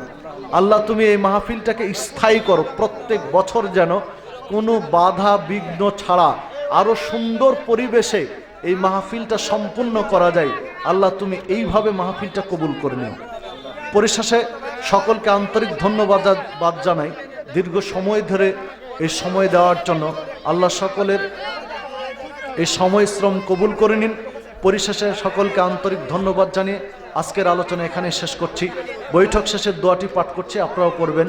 সুবহানাকা আল্লাহুম্মা ওয়া বিহামদিকা আশহাদু আন লা ইলাহা ইল্লা আনতা আস্তাগফিরুকা ওয়া আতুবু ইলাইকা। ওয়াসসালামু আলাইকুম ওয়া রাহমাতুল্লাহি ওয়া বারাকাতুহু।